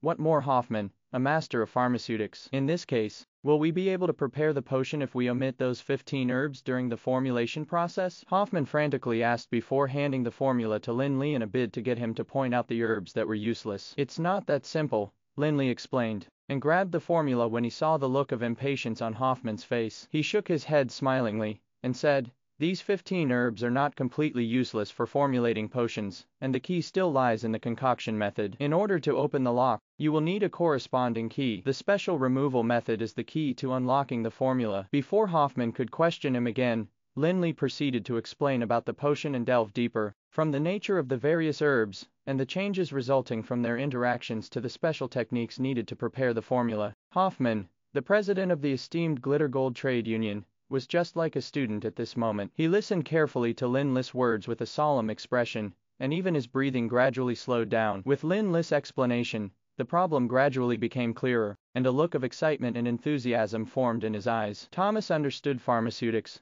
but he was worlds apart from a master of pharmaceutics like Hoffman. On the other hand, Elvin and Jeremy were clueless. However, they didn't have to understand anything, or figure out what Lin Li was talking about. They could tell from the look of awe on the face of the mesmerized Hoffman that Lin Li, the president of the Tower of Dusk, was not lying. Besides, they also knew that Hoffman had requested help from many famous pharmaceutics masters after obtaining the potion formula, but none of them could give a clear explanation like Lin Li. Although they didn't know much about pharmaceutics, they could guess from Lin Li's laid-back attitude when he was explaining the formula that the problem which had stumped almost all pharmacists was just a minor issue for Lin Li. After hearing Lin Li's explanation, Hoffman finally figured out the problem with the formula, and he was immensely elated as joy was written all over his face. After putting away the formula for the Vulcan's Descent potion, Hoffman took out another magic book that looked rather old on the outside. Masterful, please allow me to fulfill the promise I once made, and accept this book of 10,000 incantations. It was said that the book of 10,000 incantations was snatched from the palace of a greater demon, when High Lord Ozert conquered the endless abyss. Somehow, it landed in the hands of Hoffman. Hoffman could hold a high position in the breezy plains, and become so powerful that no one dared to provoke him, mainly because of his own daunting powers, although the Glitter Gold Trade Union also had a part to play in it. Besides, if he hadn't been competent enough, he wouldn't have been able to become the president of the Glitter Gold Trade Union. Hoffman's powers were accredited to the Book of 10,000 Incantations. Clearly, it was extraordinary. Upon hearing that Hoffman was going to give away the Book of 10,000 Incantations, the three major shareholders next to him were astonished. Even though they had already heard Hoffman telling plenty of people that he would give up the Book of 10,000 Incantations in exchange for the solution for the potion, they found it hard to accept the truth. However, Lin Li felt a little embarrassed about accepting such a valuable thing from someone else. He frantically declined. Master Hoffman, you're being too polite. I was just answering some trivial questions. The Book of 10,000 Incantations. Before Lin Li finished speaking, Hoffman had already shoved the Book of 10,000 Incantations into his hands, and said, Masterful, please don't turn me down. This is what we agreed on in the first place. For businessmen, credibility is important. Please don't make me lose mine. Seeing how resolute Hoffman was, Lin Li had no reason to refute, especially since Hoffman had also mentioned the issue of credibility. He said, all right then, I'll accept this Book of 10,000 Incantations. With Lin Li's current strength, which was at the peak of the legendary realm, he did not value the Book of 10,000 Incantations as he used to in the past. After all, he had the Book of Eternity and the Debris of the Stars. Those items alone were enough to push him to the Sanctuary realm. Still, Lin Li couldn't possibly be too casual about it in front of the original owner of the Book of 10,000 Incantations. Hence, he solemnly sorted out the Book of 10,000 Incantations that was shoved into his hands before putting it away in the Ring of Endless Storm. However, when Lin Li was sorting it out, He casually flipped through the pages of the book, only to get a great shock. The handwriting in the Book of 10,000 Incantations was actually similar to the text in the notebook that was given to him by the Ashen Warlock. According to Hoffman, the Book of 10,000 Incantations was snatched from a greater demon by Ozuric. Is the handwriting just similar, or does it really have something to do with the Immortal King? Although a big question popped up in his head, Lin Li did not show any emotions. Instead, he placed the Book of 10,000 Incantations in the Ring of Endless Storm. It was already late at night, and although everyone was a legendary powerhouse, and they did not feel tired at all, they would be being rude if they were to continue chatting. Besides, Hoffman was already eager to try out the formulation of the potion after having figured the formula out. Hence, he arranged rooms for Lin Li and his subordinates to get some rest in. Upon arriving in the resting room, Lin Li finally took out the Book of 10,000 Incantations after the people who waited on them and led them away left. He then sat in front of the desk and began flipping through it. After reading the content of the Book of 10,000 Incantations, Lin Li could not help but admire Hoffman for his generosity. The Book of 10,000 Incantations was indeed a treasure for creating powerhouses. There were tens and thousands of magical spells recorded in the Book of 10,000 Incantations, many of which were very precious. Although the war at the end of the Dark Age caused the High Elves to be overthrown, it also resulted in the loss of information and knowledge of various fields, including numerous magical spells. The magic spells in the Book of 10,000 Incantations might not be found in many guilds of magic, let alone ordinary magic towers. The Alana Council was probably the only place where most of the spells in the Book of 10,000 Incantations could be found. However, it was hard to believe. In the past, Macklin actually gave up the chance to join the Supreme Council for the sake of copying a few more spells for the Alana Council. Previously, Lin Li was only a magic shooter. When he participated in the trials in the Alana Guild of Magic, he promised to make a magical weapon for Aldwin for him to win the bet with the Adventurers Guild. The reward he obtained for that was merely a level 15 magic spell. However, Hoffman had similarly made a promise at that time to give Lin Li the Book of 10,000 Incantations as long as he could solve the problem. The promise was absolutely generous. However, times had changed, and Lin Li was no longer the insignificant mage who had just begun dabbling in magic. The Book of 10,000 Incantations was no longer as valuable to him now, because he was considered to have already almost stepped into the sanctuary realm. After all, with Lin Li's current strength, magic spells were just a tool for manipulating magical elements. The laws were the essence of magic. With the understanding and control of the laws, Lin Li would be able to cast any magic he wanted. Of course, no matter what, the Book of 10,000 Incantations was undeniably a good thing. Even if Lin Li couldn't use it now, the numerous mages in the Tower of Dusk could. After flipping through a few pages, Lin Li could not help but shift his attention to the text about the magic spells in the Book of 10,000 Incantations. When he first received the book, he had doubts about the handwriting in the book, but similarities between handwriting were not that rare. A casual glance was not enough to deduce or assume anything. However, after carefully flipping through the pages, the feeling of doubt within him became even stronger. Although Lin did not know how to professionally identify handwriting, he could still simply compare handwriting. Hence, he placed the Book of 10,000 Incantations on the table before pulling out the Immortal King's journal. There was a book that recorded thousands of magic spells as well as one that included the technique for creating the perfect body. However, it would still be easy to spot similar words. Lin Li was completely shocked after making the comparison. The handwriting in the Book of 10,000 Incantations was actually shockingly similar to that in the Immortal King's journal. It would be impossible for anyone to replicate it to such a similar extent. Lin Li could conclude that there was a 90% possibility that the Book of 10,000 Incantations was left behind by the Immortal King. However, facing this conclusion, the first thing Lin Li thought was that it was impossible. Apart from the handwriting, Lin Li could not think of a reason to link the Book of 10,000 Incantations and the Immortal King together. Indeed, the Book of 10,000 Incantations was a valuable and precious book of magic for mages. However, it also depended on the person using it. Back when Lin Li was only a magic shooter, he was extremely excited to obtain a level 15 magic spell. What more, a Book of 10,000 Incantations? However, Lin Li had already understood a trace of power of the sanctuary realm. Hence, he naturally knew that magic spells were dispensable for a top-grade mage. Magic spells were essentially descriptions of laws, like theoretical formulas that had been summed up by people. The mages below the legendary realm were still unable to really comprehend the mystery of the laws, and could only use magic spells to activate and mobilize the nomological power in order to cast magic. Putting aside the sanctuary powerhouses that were almost godly,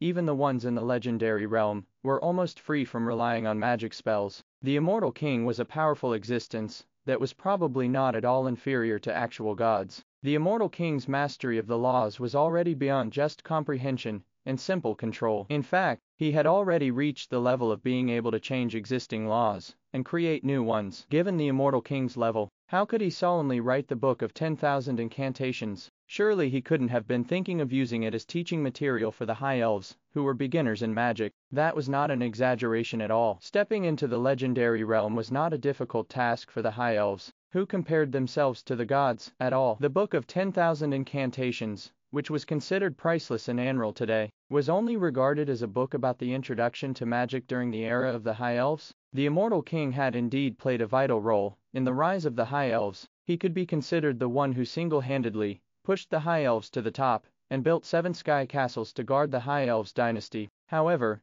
the immortal king was not the High Elves' nanny. If the immortal king had had to worry about things like them getting started with practicing magic, what rights would they have had to establish the unprecedented dynasty in Anral back then? On the other hand, Lin Li looked at the journal left behind by the immortal king and felt that the content was reasonably more profound and in line with what a godlike powerhouse should be like. Although the soul creation technique that Lin Li had expected previously was not mentioned in the journal, there was an in-depth analysis of the creation of the body, which was far more perfect than Osric's notes. In the immortal king's journal, the techniques involved in the creation of the perfect body belonged to different fields, such as alchemy, pharmaceutics, inscription, and many others, and were all at the peak of guru level. They were probably just a small step away from reaching the level of the divine smith.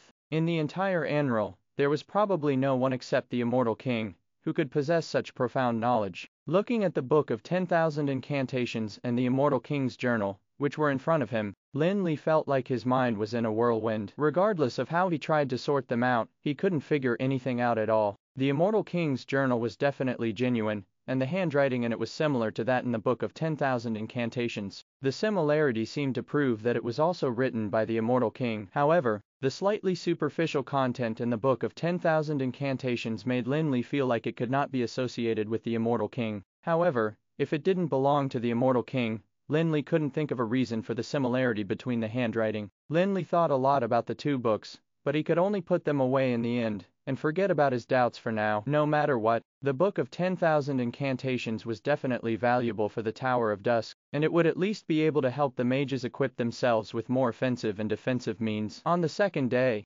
Hoffman and Lin Li sat together for a casual chat again while the others went on to discuss the cooperation between the two parties. "What's the matter, Master Hoffman? You probably gained a lot this night, didn't you?" Lin Li asked when he noticed that Hoffman had a look of excitement on his face. He knew that Hoffman had spent the entire night in the laboratory and reckoned that he should have made plenty of gains. "Amazing. This is really amazing," Hoffman exclaimed as he shook his head. Every potion formula was deduced and confirmed only after tens of thousands of experiments had been made, during which the amount of every single herb had to be precise and accurate. However, there were 15 herbs in the formula that formed a lock, which was rather impressive. "I don't know how you got hold of the book of 10,000 incantations, Master Hoffman. Do you know any more information about its origins?" Lin Li asked. He had not figured out the relationship between the book of 10,000 incantations and the immortal king last night. Hence, he wanted to find out more from Hoffman. Upon hearing Lin Li ask about the book of 10,000 incantations, Hoffman snapped out of his trance and thought for a while before saying,